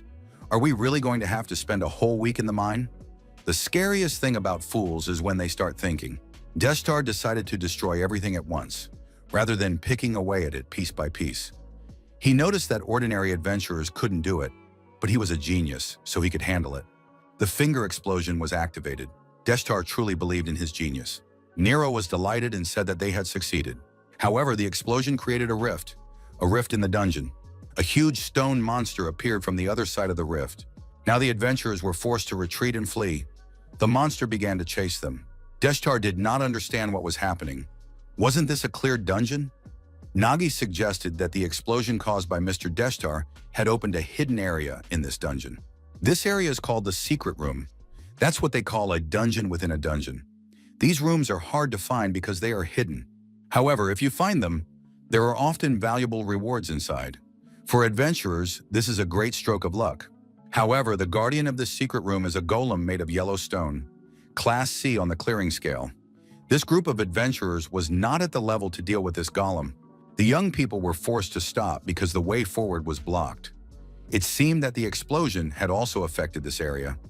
Deschard was surprised. "Is this my fault too?" Nagi noted that this just proved how strong Deschard was. Strength is power. No need for brains. Deschard was delighted because he had just been praised. Nero was surprised. Did that sound like praise? Gluttony peeked out of the bag and told his master to leave it for them. The furry army would clear the way for them. The next moment, puppies poured out of the bag and immediately began clearing the rubble. Nagi said that Gluttony had done a great job. After thinking for a moment, he noted that they had only one task left: to distract the golem until a way to retreat appeared. Deschard said that if it was his fault, he would decide everything himself. Nagi said that it was too dangerous. There was too high a concentration of ether in this mine. An explosion could cause a chain reaction, and the consequences would be unpredictable. If a chain explosion started, the entire dungeon could collapse, and then there would be no escape. Deschard was surprised. Can't we use finger summoning? If he lost that skill, he would become an ordinary person, and an ordinary person without physical endurance at that. Nero said that in that case, she would take care of it. The girl was happy because she would finally be able to fight a monster. She had been waiting for this moment for a very long time. Nagi said that caution was necessary. Golems had an advantage over fighters. Nero ignored the warning and kicked the golem's stone body. The consequences of this blow were predictable. The girl grabbed her leg and said that the golem was too hard. The monster was not hurt by the blow. Nagi asked Nero if she had any special talents. Nero replied that her talents were athletic skills and flexibility. Besta reminded the girl that this was not a talent. He announced that Nero was known for having no talents at all since the beginning of her training. Nagi thought that was very bad. If she had the right talent, it would be possible to find a way to use it. In order for an adventurer to reach their full potential, they need a talent or skill. For example, Lady Agnes's flame or Mr. Deschard's finger blast. Nagi said that there was nothing wrong with that. In fact, Nero's physical abilities matched her talent level. The girl noticed that these abilities were of no use anyway. Nagi thought that there was only one hope left, to use that very sword technique. The only weapon the hero had was what he found in the tomb dungeon. The young man took the sword out of his bag. But this is a real artifact. Nain said that this sword was not particularly valuable, but it looked quite useful. Stone Man suggested selling it and splitting the profits. Nains asked if he could keep the sword. He liked its design and color. If he wore it on his belt, it would look very impressive. Agnes remarked, "Is some useless idler who did nothing at all in this dungeon going to claim this artifact?" Stone Man told Nains to come to his senses. After all, he couldn't use anything except Elizabeth Love. Agnes said that if everyone agreed, she would like to give this artifact to Mr. Nagi. The girl added that too many weapons had been broken during this raid. Even if it was a low-level artifact, by its very nature it was still intended for adventurers. It was a rare class 444 artifact, the Sword of the Deceased Gades. This sword was comparable to the store-bought blades that the protagonist had used before. If the power of this artifact and that technique were combined, it might be possible to cut down the golem. Nagi thought that the main problem was time. This sword style requires high concentration and long preparation. Nagi told Nero and Deshtar to distract the golem. There is one way to destroy the monster. Nero said that the leader could count on her and rushed at the monster. It was something she could do with her eyes closed. Deshtar advised her not to close her eyes. The girl understood that she would not be able to break through the golem's defense. However, she was very good at running away, including from this monster. Nagi, moving in the given direction, thought that he should first return the blade to its sheath. Nero looked at Deshtar and said, "If he can't even do that, what kind of adventurer is he?" Deshtar faced the monster alone. He said that Nero was rushing again, just like when she was training at the guild. Deshtar told the leader that something had to be done. Nero believed that they had nothing to worry about. During her training, the girl said she had no talents. Nero was not taken seriously because she was a beastman. However, Nero still decided to prove that she could become an outstanding adventurer. Nagi grabbed his sword and felt that same feeling again. The feeling that he could cut through anything. The golem suddenly turned around. Nero didn't have time to dodge and was hit by his blow. The girl flew far back. Nagi continued to hold onto his sword. He performed the very same bald slash. At the same time, there was a powerful explosion and everything was covered in smoke. Deshtar asked, "What was that? That's just amazing." Deshtar stated that the leader had finished off the golem. The girl said that Nero was really trying, but she was of no use. If Nero were to join the team during training, what would happen? She would fail the exam. How could she even think of becoming an adventurer? She's only good for being a servant. When the smoke cleared, Deshtar asked Nero how she was feeling. The girl replied that she was fine. Nero inquired, "What was that? Did the leader defeat the golem?" Nagi replied that he hadn't defeated it. At the very last moment, he lost his concentration. The blow missed its target. Deshtar said that Nero flew right in front of the commander and blocked his view. Because of this, he missed. The girl was upset. "Did I really ruin everything?" Deshtar added that it didn't seem like her. Nagi said that Nero had nothing to do with it. He had made the mistake himself. The young man explained that his technique was still quite raw. If he had fully mastered the fencing style, he would have been able to strike without hitting Nero. Nagi thought it would be better not to use this sword if he wasn't in top form. Nagi thought that because of the strong recoil, he couldn't feel half of his body. Deshtar looked at the monster and said that it had gone mad. The golem had indeed lost its temper. Nagi said they needed to run away. The monster had now become even more unpredictable. The golem activated Stone Breath. Huge rocks flew toward the adventurers. The young people managed to hide behind the rocks and were not hurt. Deshtar noticed that they were still holding on. Nero shouted at the golem not to touch her companions, and swinging her pickaxes, rushed at the monster. Nagi shouted that it was very dangerous and that the girl needed to dodge. Nero didn't know what to do. The golem paid no attention to her blows. Nero looked at her broken weapons and thought that they were only getting in her way. She was a fighter, so she had to act like one. Nero thought that her enemy now was the golem, which already had cracks in it. If she aimed at these cracks left by the commander, she might be able to achieve something. If it didn't work the first time, Nero decided she would strike again. Nero struck the stone shin again. The girl's hands were already covered in blood. She decided to keep striking until she achieved results.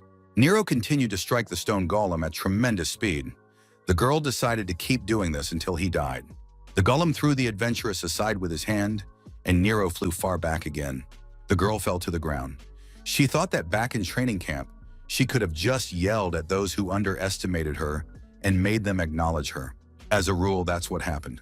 However, in this case, nothing changed because deep down, she still couldn't accept herself. So, in fact, she needed to learn to accept herself.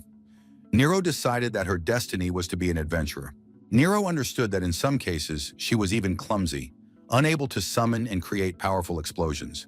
She did not have the ability to cut through anything like the commander. Nero understood that she was dead weight in this group. However, if she wanted to become an adventurer, worthy of fighting alongside the leader, she had to prove it. Deshtar asked what Nero was doing. She had to leave immediately. Nero headed back toward the golem. After all, she had to prove it to herself. Nagi looked at the girl and thought that this pose was familiar to him. He definitely knew it. He had seen it many times while following the adventurers with his bag. It was a phenomenon that only adventurers experienced. It was the Statue of Awakening. Nero looked around. She didn't understand where she was because she had just been fighting the golem. A woman appeared before Nero and said that the adventurer was following the path of a warrior. If she sought power, that power would be transferred to her. It was the statue of the warrior Galatus. The statue said that with this power, Nero would be able to destroy monsters and dungeons. She would also be able to save this world. It is said that when gifted adventurers reach a certain milestone, they experience a kind of epiphany. After that, a statue appears. This is the result of the manifestation of talent. Those who encounter this statue always take a step forward. Nero could now activate the fighter's special skill, Shockwave. The girl swung her fist, which was now charged with Shockwave, and approached the monster. Nero struck with all her might. The monster resisted, and a hole appeared in its body. Several more blows followed, and the monster received several more holes. Nagi and Deshtar couldn't believe their eyes. Was Nero really capable of this? The girl delivered another decisive blow, and the monster shattered into small pieces. Nero declared that she had become much stronger. Adventurers with combat talent continuously develop in accordance with their profession. Even having just one talent gives warriors increased strength, and archers increased agility and other physical characteristics. However, the most significant growth comes from the awakening statue. It is associated with the greatest changes. Every time a certain trigger is activated, a statue appears before the adventurers and grants them new power. For example, Stoneman has the Defender class. He is a Master of Stone. Thanks to his special skill, Master of Stone, he has gained the ability to use defensive skills based on controlling stone. Lord of Greenery. If he had the special skill Lord of Greenery, he would use defensive abilities based on controlling trees. Thus, two adventurers of the same class often have different special skills, which makes them very unique. The summoned assistants continued to clear the debris. Nero approached them and told them to step aside. Nero decided to break through to the dungeon. The fighter's special skill, Shockwave Cat Strike, was activated. After this strike, the passage was open. Nero stated that this was her special skill, a shockwave. This skill is simply the best. Nero said that after the blow, her head was spinning. Nagi suggested that these were symptoms of mana depletion. He didn't know for sure, but he had heard that special skills consumed a lot of ether. Ether, or mana, is the energy that allows adventurers to use their talents. Considering that Nero used her special skill for the first time, such consequences are possible. Nero noted that she had only used it twice. Nero said that her skill was incredible. Bandeshta was holding something in his hands. He said that the golem had thrown it out. What could it be? Nagi suggested that it might be an echo of souls. The young man added that he rarely met adventurers with the necromancer class, so he couldn't say for sure. However, as far as he knew, necromancers were capable of collecting the souls of monsters whose waves match their own. Deshtar remembered reading something similar in a textbook. Bandeshtar added that in that case it belonged to him. A flash of inspiration struck him. Deshtar said that his own skill was Vana Black, also known as a segmented golem. Deshtar thought he understood how it could be used. An echo of the yellow golem's soul was placed on his thumb. The finger's summoning thumb was activated. It was a special necromancer skill, raising the undead. A huge golem emerged from his finger. Deshtar realized that it had become much larger than before. It was already difficult for him to lift his head. The young man told the golem to kneel. The golem knelt, and Deshtar said that it would be better that way. Nero was angry. After all, she had tried harder than anyone else. Why did he get such a golem? Deshtar said it was because he was a true genius. Nagi thought that this was how adventurers became stronger. It was no wonder that ordinary people couldn't keep up with them, although the growth of these two was certainly encouraging. In this world, you need as many strong adventurers as possible to destroy dungeons. The protagonist said that in any case, they had defeated the guard. All that remained was to check the secret room. Nagi warned everyone to be on their guard. Even if they defeated the guard, no one knew what awaited them inside the secret room. If there was a good reward there, they would be able to reach the required amount of gold, and the adventurers would join the guild. Maybe there would even be something left over. Deshtar wanted a lot of money because he really wanted to join the guild and stop working himself to death in these mines. Nagi wondered how it happened that these two were now together all the time, and even wanted to join the guild together. Deshtar replied that he couldn't even remember when they had started hanging out together. How did their friendship begin? Nero, as you saw, was a young man who argued with his opponents. Deshtar shouted for them to stop discussing everything all the time. Such jokes are unacceptable to a genius adventurer in the making. Nero said that she and Deshtar were the best graduates of the educational institution. That's why they stick together. Deshtar said he agreed. Now that they also have special skills, they are invincible. Deshtar asked the commander what kind of interesting bag he had. Nero added that she had also been curious about it for a long time. There must be many interesting things in that bag. Deshtar asked if the commander was a swordsman. Nagi replied that cases like his were rare, so it was not surprising that the two of them knew nothing. Usually at the rebirth ceremony, most people are given a class that suits them. However, occasionally the awakening manifests itself not in the form of a talent, but in the form of a special item or personal equipment. The protagonist added that his bag was one such item. Usually such things are useless, and it is considered that the person is unlucky. Nero said she didn't know such a thing existed. Could she touch the bag? Nagi allowed her to touch it and added that for Nero it would be just an ordinary bag. Nagi noted that if he put his hand in this bag, magic would happen. After saying this, our hero took 2 lollipops out of the bag. Nagi noted that the bag keeps things in the same condition as when they were put in it. That is why everything stays fresh. Nero noted that with such an ability, one could earn a lot of money.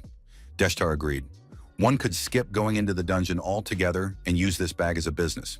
Nagi said that at first he did indeed use the bag to accumulate startup capital. Sometimes he brought food from the best establishments and sold it right in front of the dungeon.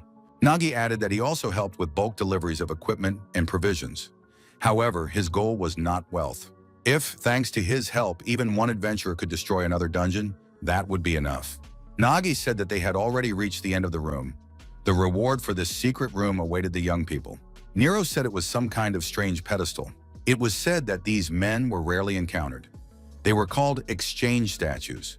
If you gave them something they liked, they would exchange it for a reward.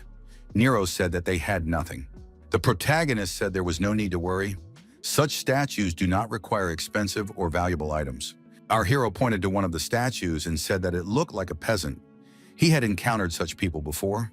If you give a farmer statue some kind of harvest, the result will not be long in coming. The statue looked like a crystal. It was a sign of gratitude. Nagi said that now they had an emerald. Nagi added that this stone alone would cover all the costs of the raid and allow them to join the guild. Nero said that in that case, they should offer something to the next statue. Nagi suggested that the other statue might depict a mage. He had never seen such a statue before. What could it like? A magic stone was offered. The statue became angry, and our hero decided that she did not like this item. Nero wondered if there was only one chance. Nagi did not expect that a mistake would result in the slime of weakness being spilled. Now it felt as if his whole body had lost its strength. This meant that the last statue had to be approached with particular caution. The last statue is a zombie. Nero said that if this was the last chance, there could be no mistakes. Everything had to be done correctly for it to work. The girl added that if it was a zombie, maybe it needed meat or blood. The necromancer Deshtar said that in that case, he could give up his finger. Nero noted that this would not be enough and suggested simply exchanging Deshtar himself. Nagi said he wanted to think about it and put his hand in the bag. There was bone junk that they had brought from the tomb dungeon. The bag also contained troll blood and raw meat belonging to the beast. Nagi wondered, is that really what the zombie statue wants? After all, the zombie was once a human being. If so, then perhaps that was what it really wanted. The protagonist thought about the apple. It was a golden apple from the Sontho region. When consumed, it had a purifying effect. It was a risk, but the apple was a special fruit from the southern region. In this region, the soil contained sacred energy and had a purifying effect. Perhaps the zombie actually wants to be healed. The zombie ate the apple and began to heal. The zombie statue turned into a hidden statue, jackpot. In return, our hero received a chest from the statue. It was a relic. At the guild, the administrator was surprised. Did the adventurers really collect all this? Deshtar said that for them, brilliant adventurers, it was easier than easy. Nero added that now they simply had to be accepted into the guild. The administrator promised this. Deshtar said that at first he thought the administrator just wanted to get money out of them. But now that they had gone through all this themselves to collect the necessary gold, he realized that the girl just wanted them to grow in the process. Nero added that thanks to this, she had even awakened a special skill.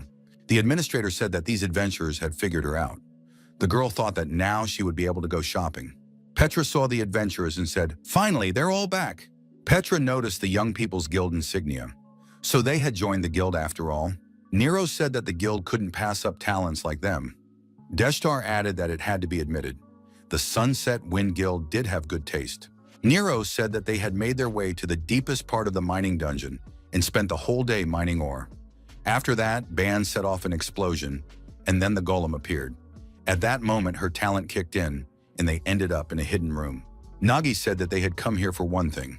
He asked if anyone had any identifiers. The young man had an unidentified fighter artifact. Petra wondered if the adventurers had found this artifact in the miner's dungeon. Petra noted that the young people were indeed lucky if they had found their way into the hidden room. The inspector added that she could also perform a simple identification. Deshtar suggested simply selling the item. Nero said she did not agree.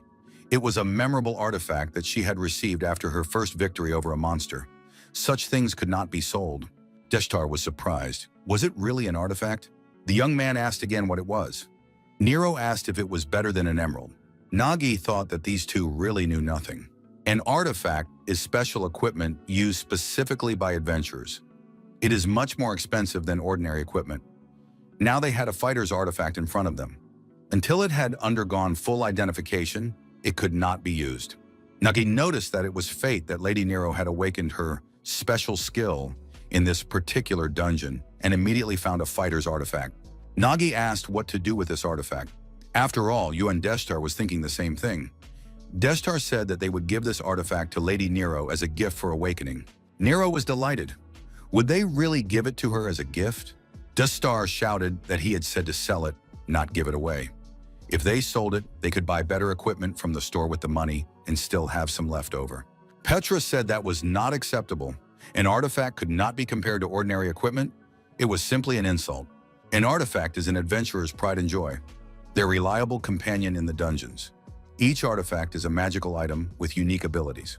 Most importantly, they are perfectly compatible with the ether.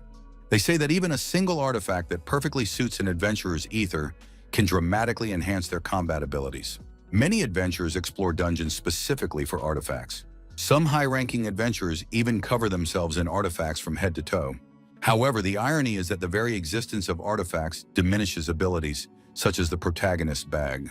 No matter how useful an ability may be, there is an abundance of such magical artifacts in this world. Petra announced that she was now identifying the artifact. The special tracker skill, Identification, was activated. The artifact of fighter number 500, Copycat, appeared. The artifact copies the skills of its owner. Nero was surprised. Why did he suddenly equip himself? The artifact ended up on the girl's hand. Deshtar told Nero to take it off immediately because they wanted to sell it. Petra congratulated her. This artifact goes very well with Miss Nero's ether. Sometimes it happens that it is not the person who chooses the artifact, but the other way around. Deshtar asked if the commander also had an artifact. He felt something similar. Nagi showed him the sword and said he had found it in a tomb, but the sword was not in the best condition. They say artifacts are difficult to repair. Petra didn't understand how this sword had been treated. Nagi agreed. One swing and the sword would break. Perhaps the artifact wasn't that good. Petra thought that this artifact was made of Barilok black steel. Could Nagi really have damaged this sword so badly with a single blow? The more the girl learned about this man, the more surprised she became. Deshtar suggested selling the sword. Petra thought that Mr. Nagi was continuing to move forward, even though he had no talent. Nagi apologized and said that they had an appointment, so they had to return to the guild office. In the guild office, Agnes studied the map carefully. She thought that this was already the 30th location. All the dungeons where breakthroughs had recently occurred seemed to connect in a line, forming a sequence of sorts. It didn't seem like a coincidence. Each of them was connected to the Dawn Guild. Judging by the trend, the next dungeon where a breakthrough is likely to occur is marked on the map. If they manage to prevent the breakthrough before it starts, a direct confrontation with the Dawn Guild is inevitable. The boss said that no mistake, no obstacle would be forgiven. Starting with the Crack dungeon, where V personally appeared, and ending with the Tomb dungeon, where they were sure a breakthrough would occur, they have already encountered opposition more than once. Each time it was initiated by Sunset Dawn. That is why this time the breakthrough must happen at any cost, even if it means eliminating everyone who gets in the way. The young man asked what the commander was so afraid of. He added that this time, Y had gone there. She had the grip of an anaconda. The young man added that even he tries to stay out of her way. She personally warned that Agnes was her prey. Agnes thought that the Dawn Guild were skilled players.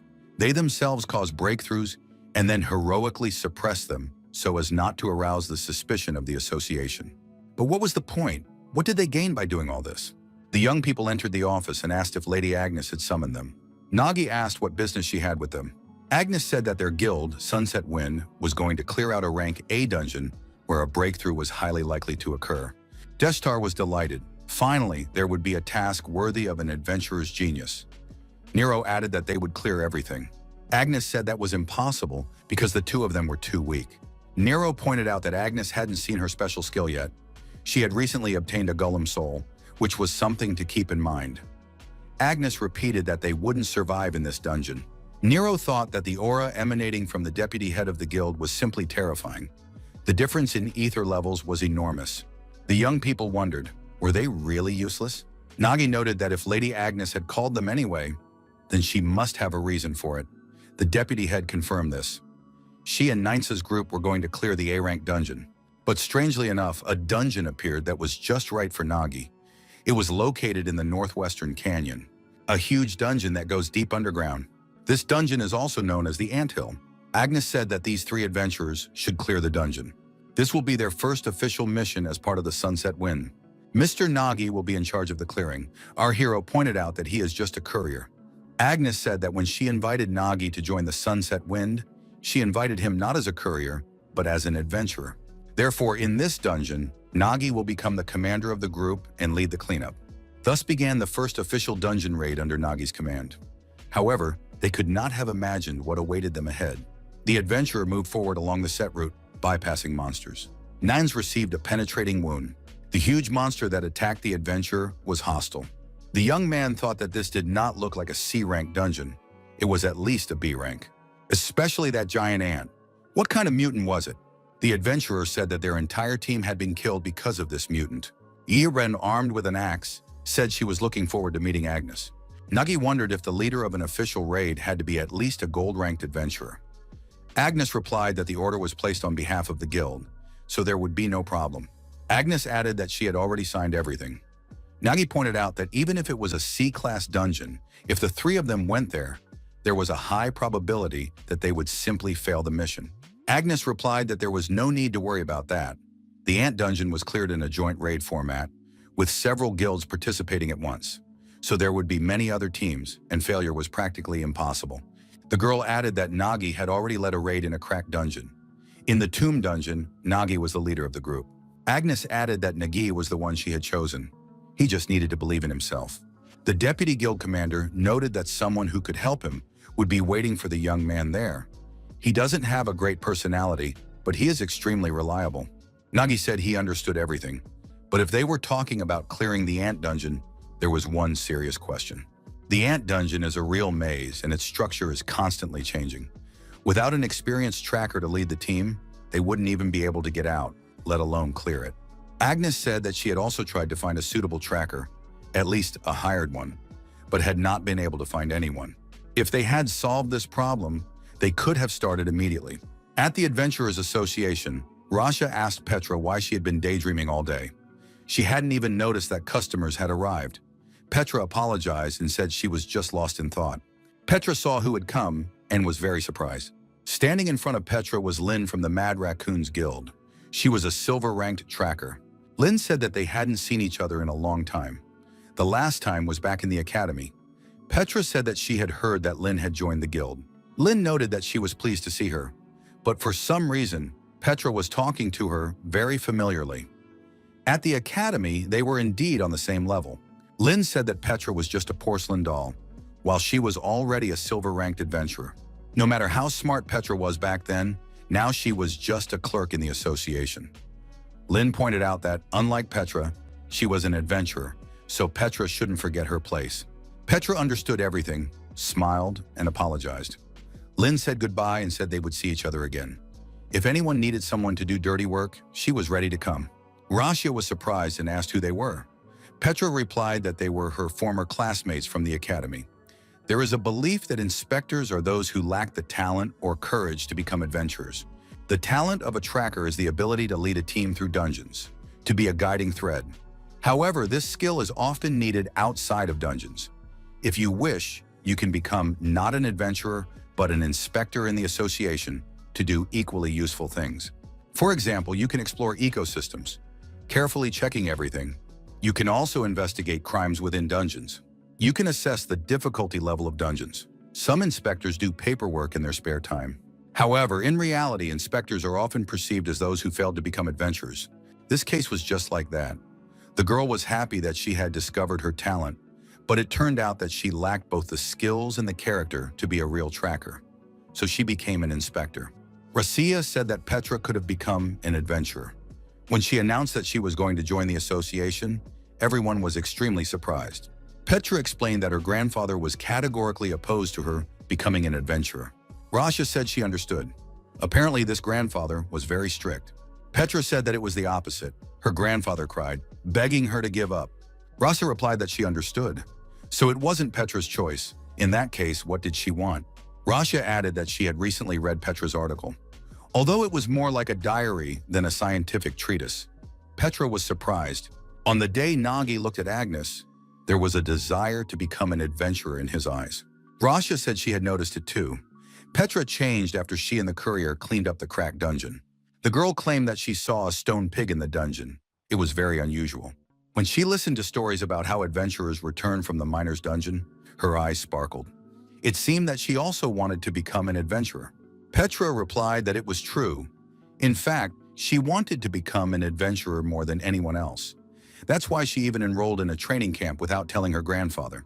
When her grandfather found out and started crying, Petra had second thoughts. She decided that it was better to be a good granddaughter who would comfort her grandfather than to follow her dream. After her parents died, her grandfather was the only one who loved and cared for her. So it was quite easy to let go of her dream. Petra added, "A dream is a dream to dream about, isn't that right?" Russia said that Petra had done the wrong thing. Maybe her grandfather wanted to protect her with all his might, but deep down he wanted to see his granddaughter happy and doing what she loved. Petra, remembering this conversation, wondered if she was doing the right thing by following Rasa's advice. The girl knocked on the door and opened it slightly. Petra greeted him and said she had come for the adventurer's recertification. Petra explained that she wanted to change her profession. The elders said that they had time to check while the coffee was still hot. However, he was not sure that it made sense. Petra showed her personal results as an inspector. Maybe it would be better to continue working in this field? Petra replied that today was the adventurer certification, so she decided to give it a try. The man said he wanted to introduce himself. He was Mr. Tak, but he was better known as the Adventurer Destroyer. Petra had heard of this man. He doesn't literally destroy adventurers, but his assessments are so strict that most either fail or receive low scores. That's why he got that nickname. Mr. Tak said that there was no point in her participating. Every year, inspectors who want to become adventurers appear. However, the success rate for recertification is only 5%. They come to the recertification with high hopes, but in the end, they are only met with disappointment. This hidden talent test is absolutely accurate. There was a machine in the office for determining hidden talent. The chances that talent has developed over the years are practically zero. Mr. Tak said there was no point in delaying. All you had to do was put your hand on the device, and the reality would immediately become clear. Mr. Tak had seen such cases more than once. Most likely, this girl would fail at the airwaves test stage. If she could become an adventurer, she would have done so long ago. Petra was still unsure whether she was doing the right thing, by following her dream against her grandfather's wishes. However, the changes in her heart were not only due to her dream of becoming an adventurer. There was something else. Petra asked Mr. Nagi why he was risking his life to clear the dungeons. After all, there were other ways to earn money. Nagi replied calmly as if it were obvious. Because someone has to do it. These words sounded ordinary, but Petra knew the truth. Clearing dungeons without ether protection is dangerous. It's like throwing yourself into a fire with your bare hands, even if you're just a porter. These words made Petra feel ashamed. Despite her innate talent, she had done nothing truly worthwhile. Petra left Mr. Tok's office. Lin met her at the door. The adventuress was surprised. Had Petra decided to retake the test? She had returned in less than half an hour, which meant the result was predictable. However, Lin noticed the adventurer's badge in Petra's hand. Lin couldn't believe her eyes. Rasha thought, it's a pity that it turned out this way. Petra was a good partner at work. Perhaps she shouldn't have told her everything. Because of this, she lost another colleague. Nagi told Agnes that the ant dungeon was more of a cleanup than a raid. He had heard that adventurers avoided it. It would not be easy to find a tracker who would agree to go there. Agnes agreed that this was a problem. If they wanted to make it to the raid on time, they would have to leave by tomorrow morning. Nagi agreed. It would be nice if a tracker fell from the sky somewhere. There was a knock at the door. A girl entered the office and said she had a question. The girl asked if they were looking for another guild member. It was Petra, a gold-ranked tracker. Nagi and Agnes couldn't believe it. Was this really possible? A talented tracker had joined our hero's team. Lin and her colleagues didn't understand what was going on. The girl said that it must be some kind of mistake. How did porcelain rise so sharply, straight to gold? The assistant noted that it was indeed strange. How could someone be awarded the gold rank of adventurer without going through all the procedures? That wasn't like the examiner. Mr. Tok said he couldn't believe it himself. It was simply blatant unprofessionalism on the part of the Adventurers Association. How could this girl still be porcelain? Such absurd potential and etherealness. The examiner said that he, Mr. Tok, swore on his honor that this girl truly deserved such a rank. Mr. Tok was sure that one day she would reach the rank of mithril and even surpass it. He hadn't felt anything like this in a long time. It was like finding a precious stone in a pile of clay. This feeling was a real thrill, incomparable to anything else for an examiner. His assistant said there was a problem. The very same Petra who had been recognized as a golden adventurer the day before. Did Mr. Tok know who her grandfather was? Apparently, it had been kept secret. The group of adventurers set off on a mission to clear the dungeon. The young people rode in a simple cart. Nagi wondered if Petra was still upset about that conversation. The girl was upset about how she had responded at the time. Agnes said that Petra was indeed a very responsible person. However, if the girl wanted to join the guild, she would have to ask herself what kind of adventurer she saw herself as. Anyone who goes to clear a dungeon will inevitably encounter a monster stronger than themselves, or an enemy that cannot be defeated. If Petra finds herself facing such an opponent, what will she do? The girl had already heard the answer to this question from Nagi. Petra said that if she encountered such an enemy, she would use any means necessary to defeat him. Agnes said that such an answer was very disappointing. Then she asked what Mr. Nagi would do in such a case. The young man thought that such opponents were indeed not uncommon, especially with his past experience. He stated that the most important thing was the will to win, and it didn't matter who was standing opposite him. That was what really mattered. Agnes said that was a worthy answer. In the end, Petra's trial for joining the guild was to clear that very ant dungeon. The girl said she had no choice. She had to prove herself in this raid. Nero asked how Petra became a golden adventurer before they did. Was she also a hidden imba, like their commander? Petra explained that trackers originally had a choice, to follow the path of an adventurer or an inspector. She simply returned to the profession of an adventurer. Nero concluded that she was a hidden imba after all. Petra laughed and replied, maybe. Nagi noted that with a golden pathfinder on their team, going into the dungeon would be less stressful. Ever since the raid on the cracked dungeon, it had been clear that Petra's talent was in order. Petra noted that she had little experience, but she hoped to be useful. She had carefully prepared for the raid and knew everything about the properties of the dungeon and the types of ants. Nagi acknowledged that the girl had prepared herself excellently. The protagonist noted that he had already been to this dungeon as a porter. It is impossible to be 100% prepared for it. There is simply an endless stream of ants. In such conditions, all knowledge will not save you. The expedition team arrived at the entrance to the ant dungeon. Nero declared that it was a real hole. Petra said that, judging by the concentration of magic in the dungeon, it was indeed C-class, as indicated in the task. But even despite its low rank, the scale was impressive for a team raid. The real difficulty depended on the size and depth. If the entrance was like this, then everything inside would surely be much larger.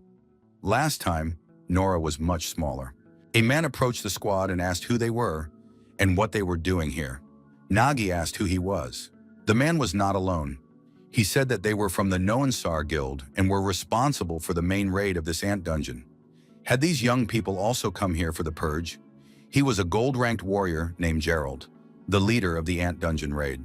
Harold asked who the commander of this squad was. He looked at Petra, saw her badge, and realized that she was a gold pathfinder. So she was the commander? Petra replied that she was not actually the commander. Their commander was Mr. Nagi. Harold saw Nagi's porcelain badge and was very surprised. The man laughed and said that these young people had a good sense of humor. Nagi replied that this was a completely expected reaction. Petra noted that it was very rude to judge everything based only on a badge. Gerald was surprised. Was their commander really porcelain? Harold said that in any case, he would like to make an offer. He invited the girl to join his group. Their tracker was only bronze, so they could use someone stronger. Petra refused and added that Mr. Nagi was more than worthy of the role of commander for their team. Harold said that this was the first time he had seen such strange people and decided to show them how to treat porters. He turned around and shouted for the bag to come to him. Again, he can barely walk. There's always something wrong with these porters. All they know how to do is complain.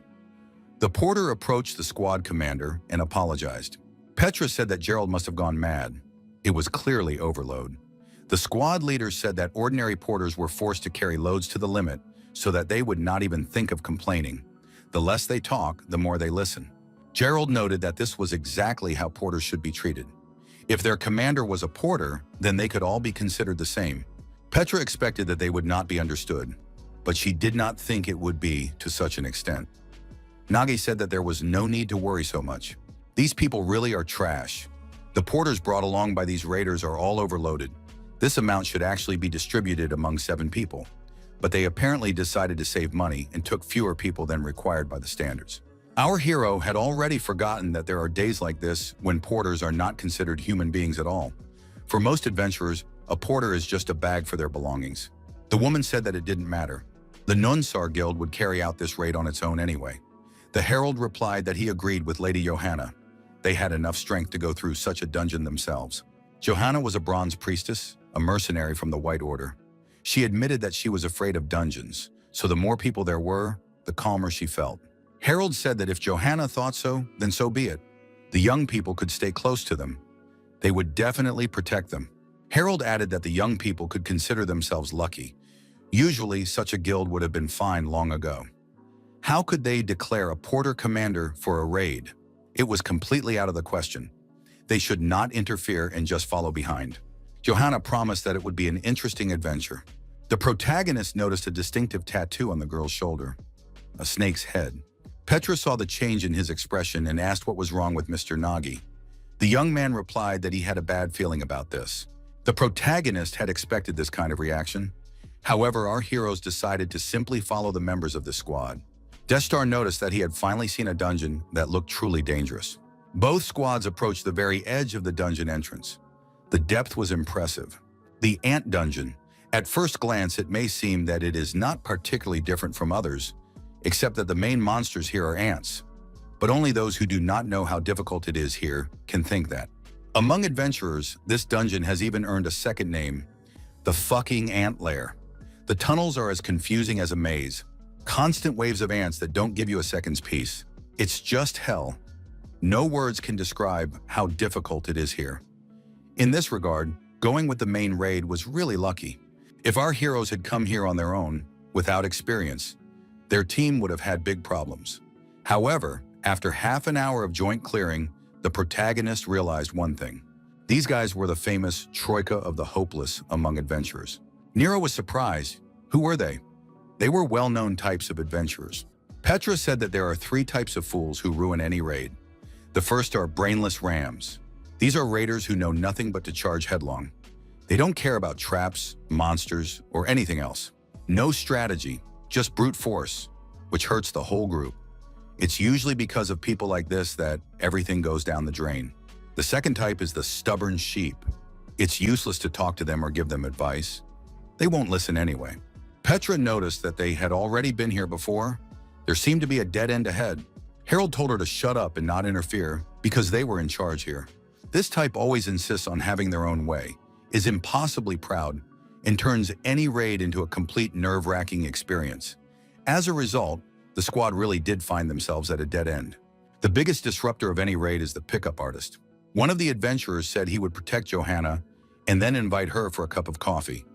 Instead of participating in the raid, such individuals are constantly thinking, is it possible to find love in the dungeon? Nagi realized that there was nothing to be gained from this raid. How did they end up on the same team? The periodically appearing ant dungeons are not so much in the format of a sweep as in the format of regular cleaning. Guilds appointed by the association form joint raid groups, and each clears its own sector. 4 raid groups have already entered this ant dungeon. Because the reward does not match the effort expended, they try to avoid it. Usually, everyone tries to clear their area as best they can and leave as soon as possible. That's probably why these guys are in such a hurry to clear it. Because they rush forward thoughtlessly, the porter's fatigue accumulates. Clearing depends not only on the adventurers. If a porter is injured, it seriously damages the combat effectiveness of the squad. But few adventurers understand this. Nagi asked his colleague if he was okay. Our hero offered to help. The porter replied that everything was fine, that this was his usual job and there was no need to worry. Nagi was ready to put their luggage in his bag, but the porter said that it was his burden and he had to cope on his own. These adventurers looked unpleasant, and it seemed that something worse was about to happen. Harold asked why the porters were lagging behind. If they had time to talk, they'd be better off moving forward. Petra declared that this method of clearing the area was wrong. Couldn't they see that the porters were tired and wounded? Harold declared that these guys were bringing shame on all adventurers. If the raid commander was a porter, did she now stand up for the porters? Harold told them to take a closer look at who the porters were in the dungeon. With that, he took a bag of money and threw it forward. One of the adventurers said that it was 10 gold coins. Whoever picked it up would get it. The porters shouted that this amount was enough for a day's pay and rushed for the money. One of the porters shouted joyfully that he had caught it. Now the money was his. However, ants appeared around the young man. The herald immediately put his sword forward and showed his talent as a warrior. Whirlwind of whirlwinds. All the ants around him were destroyed. Petra was surprised. Had he really destroyed all the ants with one blow? Nagi noticed that, unlike his character, this adventurer's skills were truly excellent. However, this guy knew in advance that there were ants in ambush and deliberately threw coins, using the porter as bait. As a result, he easily dealt with the swarm of ants from the ambush, but the porter was injured. Porters usually cannot wear normal armor because of the weight of their load. Even if there is a priest in the raid, she will not heal the porter under any circumstances, as she does not want to waste ether. If something went wrong, the porter could die. Nagi asked if they always conducted sweeps this way. Harold asked if this commander was protecting the porter because they were colleagues. He was also a porter, so he should understand. Adventurers and porters were just a contractual relationship. Porters only need to be paid, nothing more. The porter said he was grateful. Mr. Harold was the only one who hired him as a porter. Harold turned to our hero and said that the guy was getting too cocky because the adventurers called him the raid commander. The assistant told Gerald that these guys didn't seem very happy with their promotion methods. Ahead was a fork in the road leading to several sectors. Maybe they should be assigned to clear the first sector? Harold agreed that it was a good idea. They were the main raid after all, and it would be embarrassing if they cleared the area more slowly than the others. Their group was responsible for 3 sectors, so the young guys could clear the first sector and come back. Even if their raid commander was a porter, they should be able to handle it. Our hero thought that it might even be calmer than going with them. However, one thing bothered him. Parting with such types never ends well. There might be a catch. Our hero's squad descended on a rope. Nero said she felt like she was back in the cracked dungeon. Deshtar noted that now they would be able to hunt monsters in peace. It turned out to be incredibly spacious down there. Nagi said that if before it was just ant trails, now the real lair begins. Now they would have to clear everything on their own, so they needed to be careful. It was unknown what enemies awaited them ahead and how many ants might appear. The mercenary said that the Girl Scout with the gold badge was also a newbie. If she had done her reconnaissance properly, she would have realized that it was impossible to go into that sector. Harold noted that if these young people drew attention to themselves, it would be easier for them to clear the area. This young squad didn't even suspect that they had entered the very center of the deadly vortex. Petra said she heard a strange sound, probably a swarm of ants approaching. The girl added that the ants were approaching from above. Our hero was still unsure whether Agnes had done the right thing in appointing him commander of the raid. Nowhere in the world does a porter become the commander of a raid. However, if he was given this task, he had to get it done. The young man took the blades out of his bag and prepared to fight back. He shouted for everyone to get ready for battle. Nagi said he would go ahead, and Nero and Deshtar should prepare for a joint attack. Our hero thought that the most dangerous thing about the lower ants was their lightning-fast paws and stingers. However, after Nagi saw Lady Agnes's speed, he thought that the ants were so slow that it made him sleepy. Ordinary monsters can be destroyed without the power of ether, but it is usually difficult to break through their thick armor. To deal with them, you need the experience of a porter based on attacking vulnerable spots. When clearing dungeons, a porter has two main tasks: to carry the adventurer's luggage and the trophies they have obtained.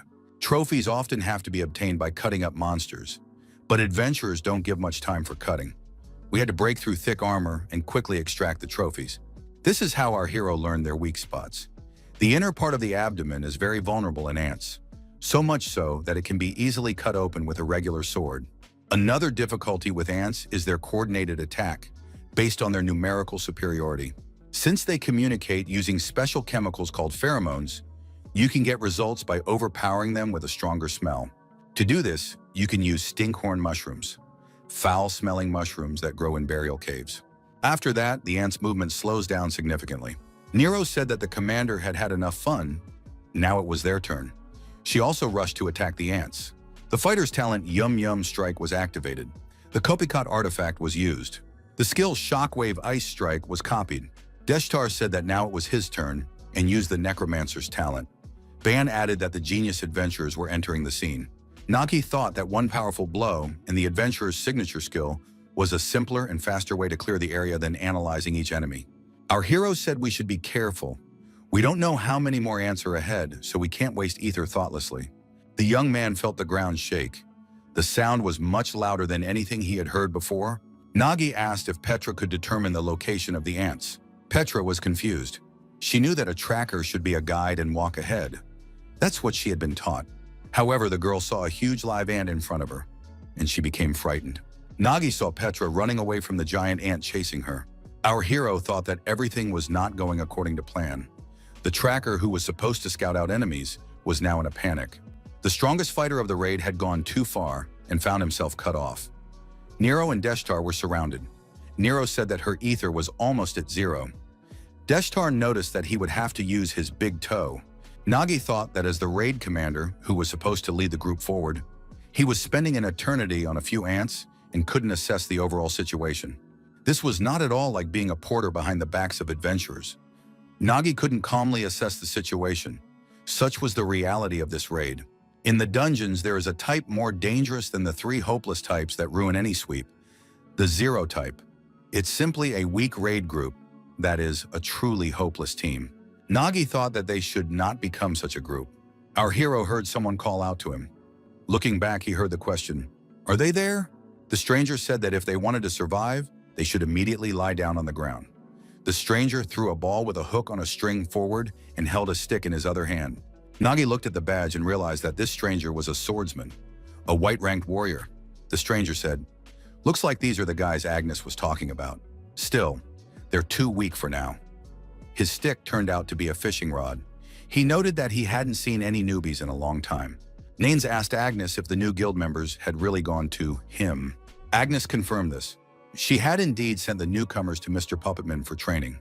Nyans and Stoneman said that this was too cruel. These young people had just become adventurers. They would meet their end. Agnes was surprised. Was it really that serious? Nanes declared that Puppetman was the worst in their guild.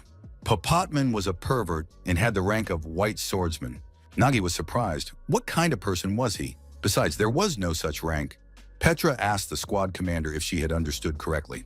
Could this man really destroy so many ants with a single blow? And he didn't even use his talent.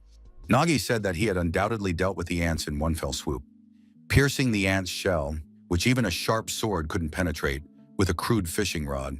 Papatman asked why they were frozen in place. He had simply helped them. Nagi was surprised. Did Lady Agnes really ask him for help? The protagonist understood who Agnes was talking about when she mentioned that the right person would be waiting for them. Agnes warned that he was very unusual, so Nagi would surely recognize him, but he had a very problematic personality. Nagi wondered if this was the strange man Mrs. Agnes had mentioned. Deshtar said he had seen this man somewhere before. Nero confirmed that his face was familiar to her.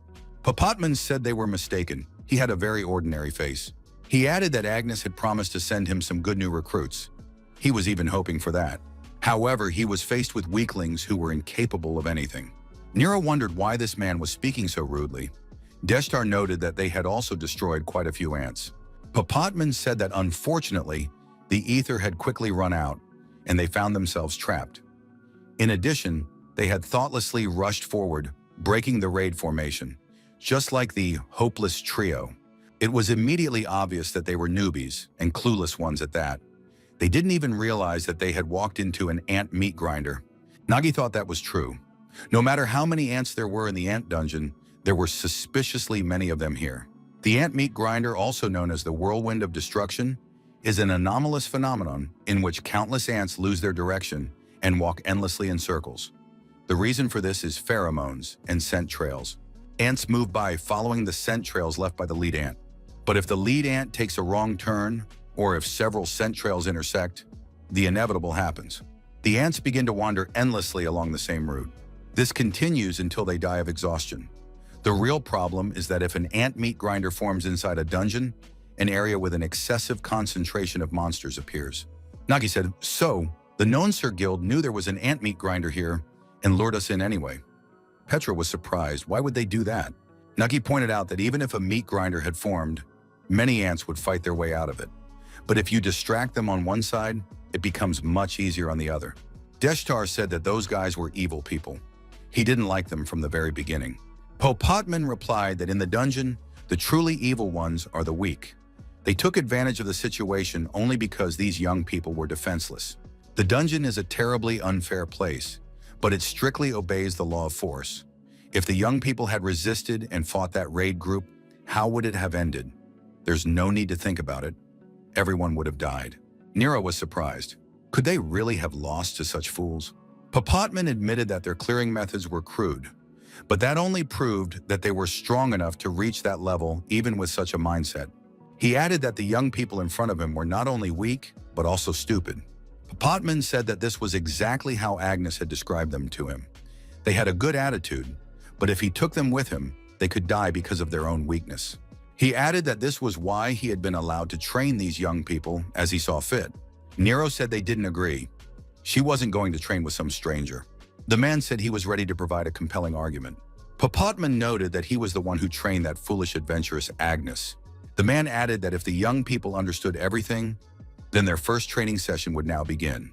They had to attack. At the same time, Papatman swung his fishing rod. Agnes understood that the most important thing for an adventurer was attitude. However, if there was no strength to back up that attitude, nothing would work out. Agnieszka really wanted this adventure to help Mr. Nagi and his companions gain the necessary strength. Papatman began to swing his fishing rod. The adventurers moved chaotically, afraid that he would hit them. Nero said she would create a shockwave, and Kopikat would help her. Papatman easily dodged Nero's attack and noticed that the girl was using ether too straightforwardly, which made her movements too easy to read. After these words, Nero was struck with a rod, as if with a whip. The blow landed on a soft part of her body. It was immediately apparent that she was wasting ether thoughtlessly. Deshtar became angry and said that he would have to bring out his trump card, the Golem. A summon from scraps was activated. A huge finger. Brutal Golem. The soul seal of the yellow golem. Papatman was shocked. This was a boss-level creature. It could be dangerous. Deshtar said that the man with the fishing rod was already nervous. The golem would destroy him now, but Deshtar dodged his opponent's blow, and a bump formed on his head. Puppet Man noticed that when the young man used the summon, his reflexes slowed down. Papatman added that now the young man could try to dodge it. The great fisherman's sword style was activated. Then came the net catch. Petra was caught in it. The girl was immobilized and found herself suspended by a fishing line. Popotman noted that the girl only appeared to have a gold rank. If the tracker, who was supposed to be leading the way, was unable to react even to this, then what use was he? Nagi thought that the words about this man teaching Lady Agnes were not bragging at all. The fishing rod should not be underestimated. It is much more dangerous than ordinary weapons. Nagi noted that the radius and angle of attack of this fishing rod were too great. It was unpredictable and struck without fail. He decided to focus on the tip of the line. That was the target. But when you know where the blow is coming from, it's easier to defend yourself. Popotman said that was a shame. As they said, the young man's reaction was not bad. If he were an adventurer with talent, he might have been able to repel the attack. However, without the support of the ether, he is just a well-trained ordinary person. It fits the stigma of a porter that hangs around his neck. Popotman told the young man to get up quickly. Agnes assured him that he had a special power. If this young man had managed to cut down the leech, he should try to use that sword style now. Nagi pointed out that it might be too dangerous. The man laughed. Did the young man really think he would suffer from his blow? Nagi grabbed his sword and said that if Popotman got hurt, it wouldn't be his fault. Popotman immediately realized that this was bald, and the stance was correct. But most likely, this was an exaggeration on Agnes' part. She tended to overestimate adventurers with the right attitude. Nagi thought he would definitely succeed and attacked his opponent. His opponent woke up lying in a hollow. The blow was so strong that Popotman had pushed the ground beneath him. Everyone should have their own plan. A teacher who is respected by all remains so, at least until he gets punched in the face by one of his students. Popotman cringed and screamed for them not to hit him. Nero was surprised. Could this man really teach them anything? The commander knocked him out with one blow. Deshtar said he doubted his strength. Popotman ordered them to shut up immediately. He had just relaxed a little. The man with the fishing rod pointed his finger at the squad commander and shouted that he wanted to destroy him. Such a blow could indeed have sent him to the other world. He got off lightly. Nagi had warned that it was dangerous. Popotman remarked, even if he said it was okay to hit him hard, who would launch an aura right in his face? The man with the fishing rod was surprised. Did this young man not realize that he had used the aura? Most likely, it was just an imitation. If the guy had mastered the aura in sword style perfectly, such a blow could have killed him. After all, it was the power of a bygone era. But even with an imperfect style, the bearer managed to reach this level on his own. This is really interesting. It seems that Agnes sent him here for a reason. Popotman said that he now had a rough idea of their level. In that case, they could start the second training session, and it would be a full one. Did they know how he became Agnes's teacher? Nagi suggested that it was thanks to his skill. Popotman replied that it was not without that, but it was not the main reason. He was able to become Agnes's mentor not only because of his strength. His extensive knowledge of ether played a significant role. He tirelessly studied the theory and principles of its operation and eventually became a true expert, almost a scientist. Therefore, Popotman quickly and accurately identified all the problems of the newcomers. A porter with excellent technique but no combat experience, a cat with a lack of ether, a summoner with poor control, a tracker with no combat skills. He offered each of them an individual solution. Popotman said that the cat did not understand what ether was at all. The talent type of ether gives the body a huge advantage upon awakening. It gives a warrior strength, a mage patience, and a fighter significant physical abilities. However, this is only the basic effect. If a girl cannot freely control the ether flowing through her, then she is just a weakling of the copper rank. Her special skill is shockwave. It is simply released without any control of the ether. So after 2 uses, her resources are depleted. The girl needs Kui. By a lucky coincidence, they are now in the very center of the ant meat grinder. This place is teeming with all kinds of ants and spatial distortions, an ideal training ground. You could call it escaping from an endless ant room. Popotman added that he had locked the girl in a confined space, and there was only one way out. She had to squeeze through a small hole in front of her, but it would be literally covered with ants. In other words, to get out, she would have to destroy them one by one. However, if she continues to waste ether so thoughtlessly, she will not be able to break through. Popotman said that the next one would be a worthless summoner. Unexpectedly, his skill and ether movement are quite good. Deshtar replied that this was to be expected, as he was a brilliant adventurer. The mentor did not deny it. Yes, it is a special ether, passed down in his family. But if he continues like this, he will never surpass his older brother. Ban was surprised. How did the mentor know this? Papatman reminded him that his knowledge was quite extensive. The mentor said that the brilliant adventurer's skill in controlling summoned creatures was too poorly developed. But this skill is key for a summoner. The creature's movements are slow, and its body becomes defenseless when controlled, as if it were seasick. The mentor added that from now on, the young man would be restrained. No movements, no sensations. All this would be done for him by the summoned creature. Deshtar was placed blindfolded in a basket behind the golem's back. Thus, the young man would be thrown into the thick of the ants in the middle of the meat grinder. He would have to get out of there. Puppet Man said that now it was the turn of the cowardly tracker. The mentor thought that, in terms of ether volume, she was almost an outstanding adventurer, but in reality she was a weakling. It was all because of her lack of combat experience. Because of this, her intuition, the most important trait for a tracker, was dulled. Did the girl know why this squad had fallen into the ant meat grinder? It was because of her, because she had failed to detect the danger in time. Puppet Man added that even a copper-ranked tracker would notice this. It's no good. If she plans to continue like this, she'd better go back to the inspectors. She needs a heart. Deep within the ant meat grinder is a dark cave. It is a place where nothing can be seen or heard. There, one can only rely on their sixth sense. Petra agreed that nothing could be seen in this cave. It was necessary to reach its center and find what was hidden there. Stray ants may roam this place. They are very sensitive, so it is best not to disturb them. Papatman said that now he wanted to talk to the porter. The young man would fight him personally. Our hero really had to confront his mentor. Papatman said that the young man relies too much on analysis and is fixated on the habits and patterns of his opponent.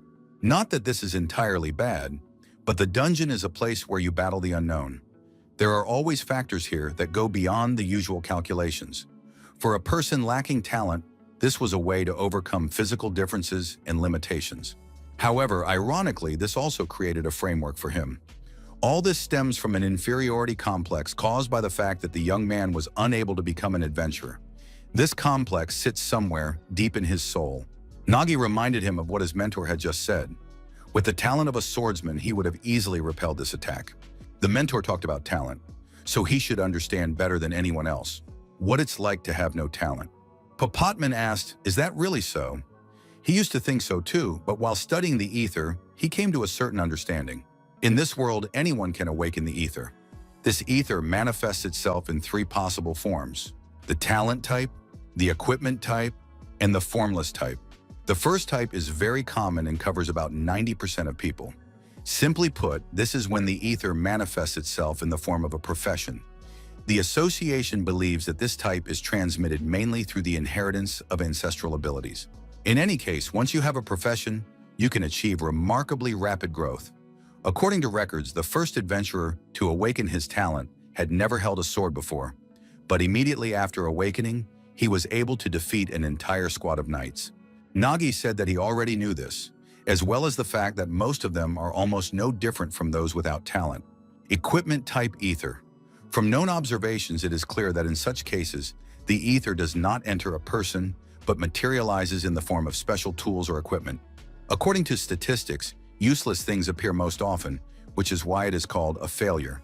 Even if excellent equipment appears, its owners are not considered adventurers. This is because adventurers already have powerful equipment called artifacts. Even if they awaken magnificent equipment, they will not be able to use it properly. They will not have enough physical strength.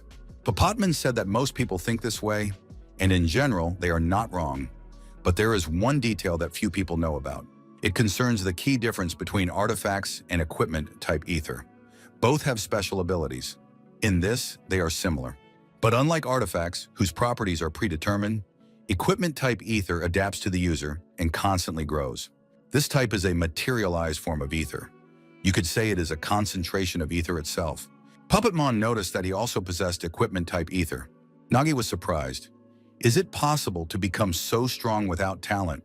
The mentor only has a fishing rod, which is a trick and catches everything. Papatman said it was too early to be surprised. This type of ether, having passed the Mura stage, understanding one's ether, and reaching the Ilche level, unity with it, is capable of even more.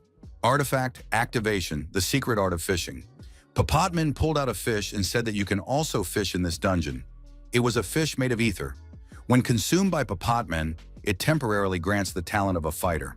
The mentor swallowed the fish whole and said he wanted to taste it. Nagi was in complete panic at that moment. His usual ideas about the world were collapsing, while this pink weirdo appeared before his eyes.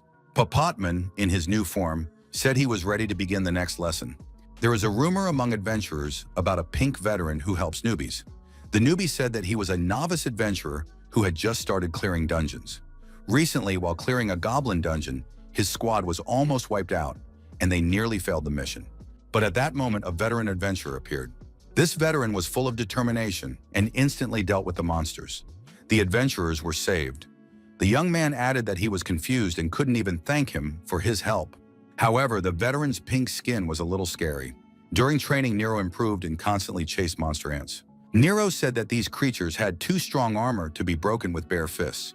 To break through, you need to use a special skill. 2 attempts should be enough for the ether to run out, and then she would have to return to the starting point to recover. During this time, new ants would fill the breach. It was a vicious circle. This means there is no way out. Nero decided that something had to be done. Deshtar continued to shout loudly from inside the backpack on Golem's back.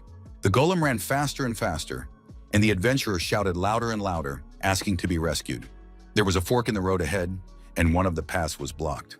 The golem stopped. It was time to decide left or right. Deshtar decided to run to the right. As a result of the chosen path, the golem found himself in front of a group of aggressive ants. Deshtar said that the golem was to blame. Because of him, they were completely surrounded. What to do now?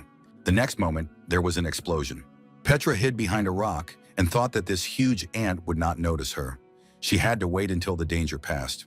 Petra noted that the local ants knew how to hide their presence and were very sensitive. They must have adapted because they had lived in this darkness for a long time. How could she overcome this obstacle? The situation in the dungeon was too unusual. She had never been taught how to deal with this. Petra thought that she had no method of clearing the way. What would Mr. Nagi do in this situation? How could the leader of the group break through these monsters? Nagi would definitely not give up. Nagi would take a tool out of his bag to resolve the situation. The girl reached into her bag. What kind of tool did she have? The tool turned out to be a wire brush. It was an unremarkable piece of equipment, but for a tracker, it was a highly compatible item. The girl had used it for the first time since training camp.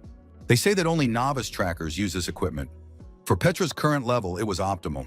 Until now, the girl had relied only on her sight and hearing. But they said that a real tracker is able to sense even when they can't see or hear anything, using the sounds they are looking for. Limigo Sin. Petra thought that this was the sixth sense of a tracker. Opening her eyes in such a place would only give her unnecessary information. The girl decided to focus all her senses and ether on the tip of the vine and spread the ether from that tip, as if drawing a map of the place. The area she could cover was still small. Petra moved slowly, little by little. However, step by step, she moved forward confidently. Nagi fell onto his back, exhausted. Was this really called training? It wasn't training, it was a one-sided beating. Papatman said he called it training, but the young man had better be careful. Because in this state, he had poor control over his strength and could inadvertently destroy himself. The pink man attacked, and the protagonist put his blade forward and neutralized the attack. However, our hero was unable to stay in place and was knocked far back by the impact.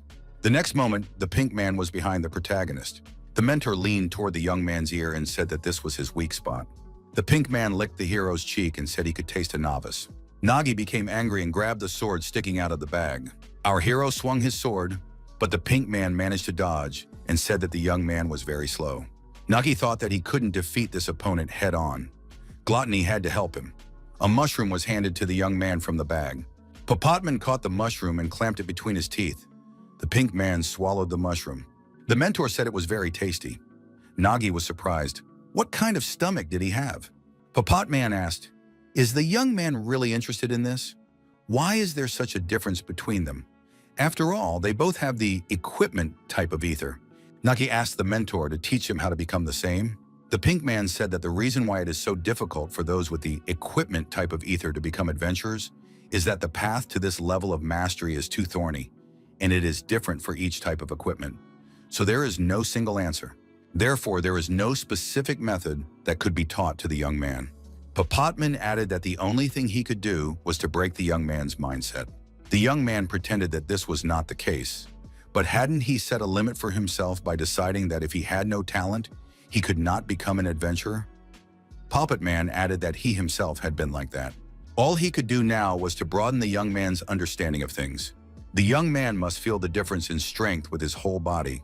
Nagi thought that the last training session was also akin to a beating, but for some reason it made him laugh. Everything was just as the mentor had said. He had denied countless times that he could not become an adventurer, but in reality, he had to admit it. Because he had seen countless times how those who stood with him at the starting line overtook him. They overtook him so much that no matter how fast he ran, he couldn't catch up with them. Nagi was constantly behind in this race. The young man thought that all he could do was watch them pull away. Therefore, he could not simply rejoice in the growth of his comrades. It was a deeply hidden inferiority complex. The reason our hero laughed this time was because he had hit the nail on the head. Therefore, meeting Popotman was a stroke of luck and an opportunity for him. The mentor asked how long the young man was going to rest. Nagi noticed that less than 5 minutes had passed. Puppet Man noted that the young man was weak, so he had to train twice as hard and not argue with his mentor. Thus, under Popotman's guidance, Nagi began hellish training. The group of newbies, full of problems, began to move forward to overcome their shortcomings. The problem was that they had almost no time left. Popotman thought this kid was funny. Agnes had found a good prospect. Maybe even the young man could achieve the same thing he had. Unity with the thing. Nagi was surprised. Had the dungeon changed? This unpleasant feeling of deja vu was filled with disgusting energy. Nagi asked Mr. Popotman what this terrifying aura was. It seemed as if they were in a high-level dungeon. Popotman replied that he himself did not know for sure. The mentor asked who these guys were. Nagi replied that they were adventurers from the No-Answer Guild, and that ants should not be a threat to them. But what had happened here? The leader of the group, Gerald, grabbed Popotman by his cloak and said they needed help. The monster was coming, and they were very scared. Gerald shouted that the monster would destroy everyone. It was already here. Puppet Man also shouted. A girl stood nearby with a smile on her face. She said, "The guillotine will destroy them." Puppet Man grabbed the blade behind his back. At that moment, Harold pulled Popotman by his cloak again and said he needed help. Popotman was distracted by this man and lost precious time. The weapon thrown by the girl flew past and hit Popotman, injuring his arm. The girl said she was aiming for his neck, but the enemy managed to react. The girl's weapon and axe returned to her. She noted that this guy was strong. It was Johanna from the Dawn Guild, the White Order, the large white cathedral. Inside, the girl approached a woman and said she had been looking for her for a long time. The High Priestess was not at the service, and everyone was worried. The High Priestess explained that the girl had gone to do community service, so she was looking after the children instead of her. At the same time, a white bird was sitting on her arm. The girl said that Johanna had gone to the ant dungeon on a voluntary basis. Everyone avoids that place. How brave she is. The High Priestess agreed. Isn't that commendable? Johanna volunteered to take on a task that everyone else avoids. Doesn't that make her an example for all the novices? Like these girls, they must be busy with their duties as priestesses, but they still brought sick children here to heal and care for them. Johanna not only has outstanding abilities as a priestess, but also a beautiful soul. Johanna must be the next saint. Johanna had been carefully hiding her affiliation with the White Order all this time. She finally began to carry out her plan in the ant dungeon. Nagi remembered that this girl's name was Johanna. She was a priestess who accompanied the No-Answer Guild. Could she be the one who did this to these adventurers? Nagi felt a similar aura. Nagi asked Popotman if his mentor was okay. He was ready to look for something in his first aid bag. Popotman replied that he was fine. The mentor said that this girl was extraordinary. Even though he was interrupted, his hand was grabbed so quickly that he didn't have time to react. Popotman used a secret fishing technique called the sticky line technique. The arm was restored. The mentor said that it was enough to simply stick it back on. Popotman said this with confidence, but it was only first aid, so his right hand would not work at full capacity. Johanna said that this man was not a priest, but was pretending to be one. What a ridiculous way to treat someone.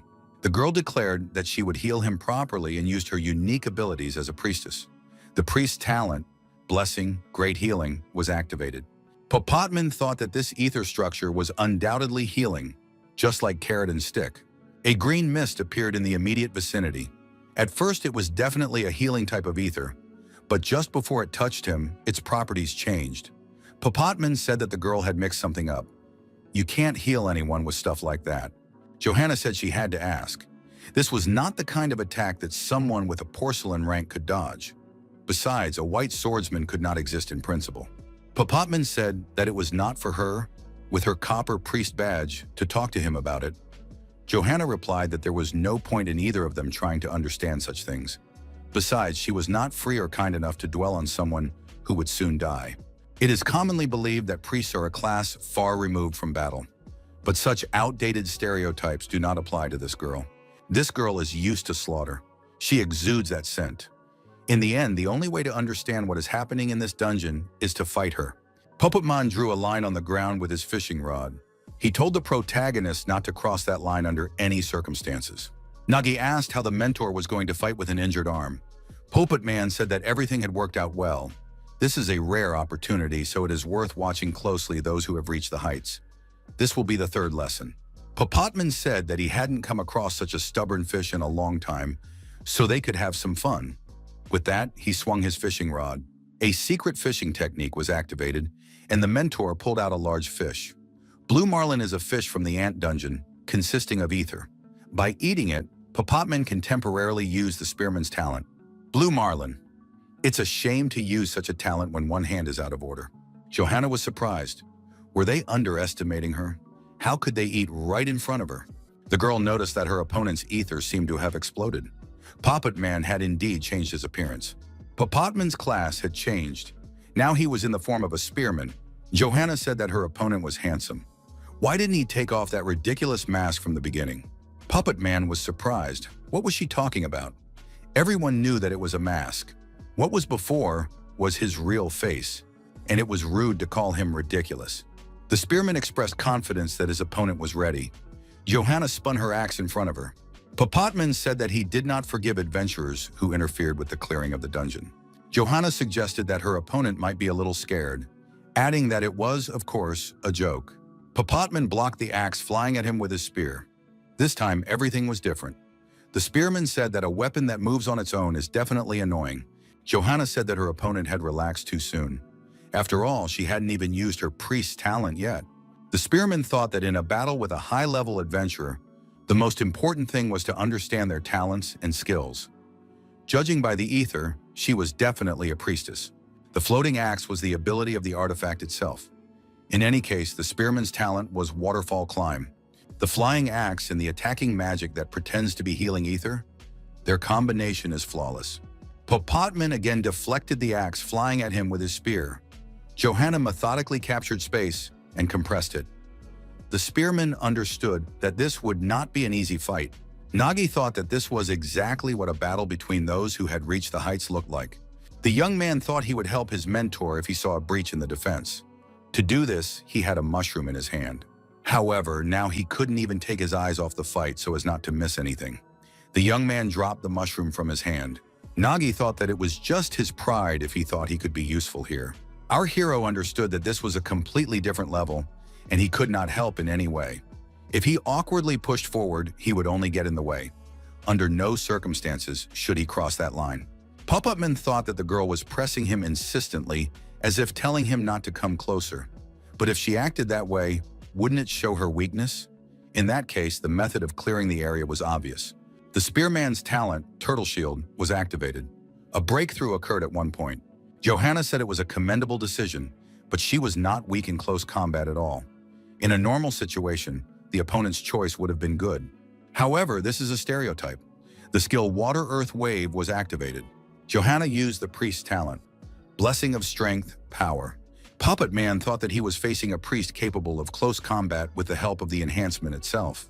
However, even with increased physical abilities, combat skills remain amateurish. Papatman was surprised. Why wasn't his body obeying him? Johanna said, finally, he was caught. She ordered the guillotine to deal with her opponent and swung her axe. Papatman was able to dodge her attack again. The girl declared that this time she really intended to destroy him. This guy was definitely not easy to deal with. The spearman noted that she could praise him all she wanted, but he had already turned into a pile of rags. There wasn't a single place on his body that didn't hurt. Papatman thought that he had reaped his reward after all. It seemed that he had now seen his opponent's skill. Popotman said that her artifact ignored gravity. Healing turned into pain, and blessing turned into a curse. The spearman noted that her skill reversed everything. The skill was definitely called inversion. Johanna smiled, so her opponent had noticed. But so what? What difference did it make? While Nagi's squad trained with Popotman during the clearing of the ant dungeon, Agnes's squad went to clear the Queen's Ant dungeon. The Queen's Ant dungeon is a high-ranking dungeon, incomparable to the usual ones. It is a difficult dungeon where you have to wage a full-scale war against the soldier ants led by the Queen. Therefore, Sunset Wind prepared thoroughly and threw its best forces into battle. But for some reason, the clearing of the dungeon ended very simply. There was no entrance to this dungeon because the Queen was absent. None said that the Queen's Ant dungeon without the Queen was simply ridiculous. Stoneman noted that it all ended easily. Agnes was surprised. Had they already won? Naines did nothing again. He agreed not to forget Elizabeth Lovest this time. There were simply insurmountable circumstances. Agnes asked Ferroro why there was no boss here. The priestess replied that something strange was indeed happening. For the boss to disappear from a dungeon where there was no breakthrough, there were unstable remnants of ether. It felt as if it had been done artificially, as if the Queen Ant had been kidnapped. The remnants of ether led to a deep hole below. But why would anyone do that? Moreover, these ether remnants filling the cave seemed to be waiting for someone. Ferroro said there was a message left using the ether. Suddenly, a snake's head appeared. The snake said she knew it all along. Agnes Farid had to come here. The snake added that Agnes was not yet ripe enough to be eaten. Agnes realized that she was facing Johanna. The snake said that in light of this, she had decided to start with an appetizer. Agnes could see where her wrong decision would lead. Agnes screamed that it was a trap and that everyone should stick together. The witch's talent, Apep's poisonous fang, was activated. She asked if everything was okay. The squad leader realized she had made a mistake. The dungeon where Johanna was going to make her breakthrough was not this one, but the one where Mr. Nagi was located. At this time, Popotman continued to evade the attacks of the guillotine. He understood that he was now facing a difficult opponent. The axe itself was strong, like a good adventurer. He couldn't engage in close combat because of the weakening curse. Nagi thought that because of his recent wound, his mentor was slowly but surely losing ground. If this continued, Mr. Puppetman could lose. If only he had the strength to cross that line. Nagi asked Mr. Harold if he had finally come to his senses. What had happened here? Johanna was a priestess. What had she done to them? Gerald said that giant ants were coming and everyone would die. Johanna asked her opponent where his former confidence had gone. If things continued like this, he would definitely lose. Popotman swung his spear and said that if the curse could not be avoided in close combat, then this method would work. The spearman's talent, Blue Strike, was used. However, Johanna's axe deflected the spear to the side. The goal was not achieved. Johanna reminded him that even if her opponent understood her skill, nothing would change. She had excellent compatibility against people like him. Puppetman said he disagreed. Everything would definitely change. If he knew the problem, all that remained was to find a way to solve it. The dungeon was a battle with the unknown. An adventurer who encountered a strong enemy that was difficult to defeat had to find a way to break through. The spearman said that this was when the decisive part of the battle began. Using his unique abilities, he began to close in on his opponent. Johanna said that this decision disappointed her. It was a banal plan, to overwhelm her with speed before the curse took effect. But it was enough for her to turn the blessing around from the very beginning. Popotman thought that her skill, inversion, working like a curse, would reverse the very structure of physical enhancement. There would be only one chance, at the very moment when her enhancement became weakness. Blue Marlin has one special ability, ethereal fish that only Popotman can see. Secret fishing technique is an unpredictable skill, and Popotman never knows what he will catch. However, with the help of Blue Marlin's harpoon, he can catch exactly the fish he wants. It was spear fishing. Purple Tam is a fish made of ether. By eating it, Puppetman can temporarily use the talent of a magician. It was exactly the fish Popotman needed. The physical characteristics that Blue Marlin increased: strength, dexterity, agility. But when changing talents to the magician's talent, the physical characteristics that were supposed to decrease due to her inversion return again. No matter how strong the curse was, Popotman's enhancement was much greater.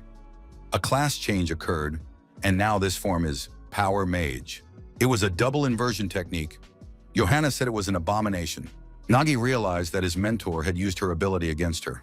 Nagi thought that Puppet Man wasn't just strong, he was an adventurer with combat instincts, ingenuity, and the ability to improvise. Nagi looked at Gerald and felt the same ominous aura that emanated from Johanna. Nagi asked what Gerald was going to do. Gerald swung his two-handed sword and told the courier to shut up. He wanted to live. Gerald rushed forward and told Lady Johanna to trust him. Popotman was approaching his opponent at that moment. The Power Mage's talent was activated. The opponents were almost touching. There was still a little way to go. Johanna did not expect such a turn of events. Was this really the end? The skill Magical Crusher was activated. Nagi didn't understand what was happening. He couldn't see anything because of the smoke. The protagonist decided he had made a mistake. He had to help Popotman no matter what. He thought it wasn't too late. His sword style could definitely come in handy. However, the protagonist was attacked by Harold and knocked aside. His opponent told the young man not to meddle in things that didn't concern him. Couldn't he tell when it was appropriate to intervene and when it wasn't? Harold added that if the courier kept quiet, Lady Johanna might spare him. Nagi asked Gerald what had happened here. What was Johanna plotting? Gerald replied that it was pointless to find out. Harold added that after he sent the young people to the first sector, his assault squad was destroyed by it. Ant Dungeon, 3rd Colony. Harold, with an axe in his chest, asked why Lady Johanna was doing this. Had she deceived them? The girl was surprised. What was he talking about? She had never deceived them. She had come to the dungeon as a priestess to care for the sick. Only the object of her care was not adventurers, but the child. At the same time, Johanna stood in front of a huge monster ant. Johanna asked the monster if he enjoyed his meal. The priestess added that the child would soon reach perfection. Harold told our hero that he would soon find out what they were up against. Nagi was surprised. Was there really someone else here besides Johanna? The monster ant pierced Popotman's body with its claws and lifted him off the ground. Johanna expressed her hope that her opponent was not going to make any pompous speeches about fair one-on-one combat in such a place. Popotman replied that he hadn't expected that. However, it was indeed an unexpected turn of events. Popotman asked what kind of creature it was. Johanna said that her role was to stall for time until she finished her preparations. Until the progenitor of ants was complete. Popotman thought that things couldn't get any worse.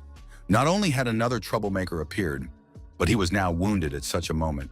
Popotman managed to free himself, grabbed his staff, and decided to use it as a weapon.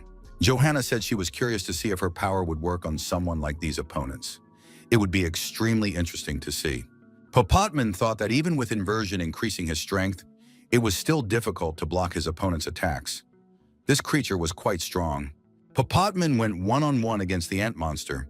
Johanna said not to forget about her too. Popotman assumed that the Ant Queen, who shouldn't be here, had been deliberately kidnapped from the Queen's Ant Dungeon.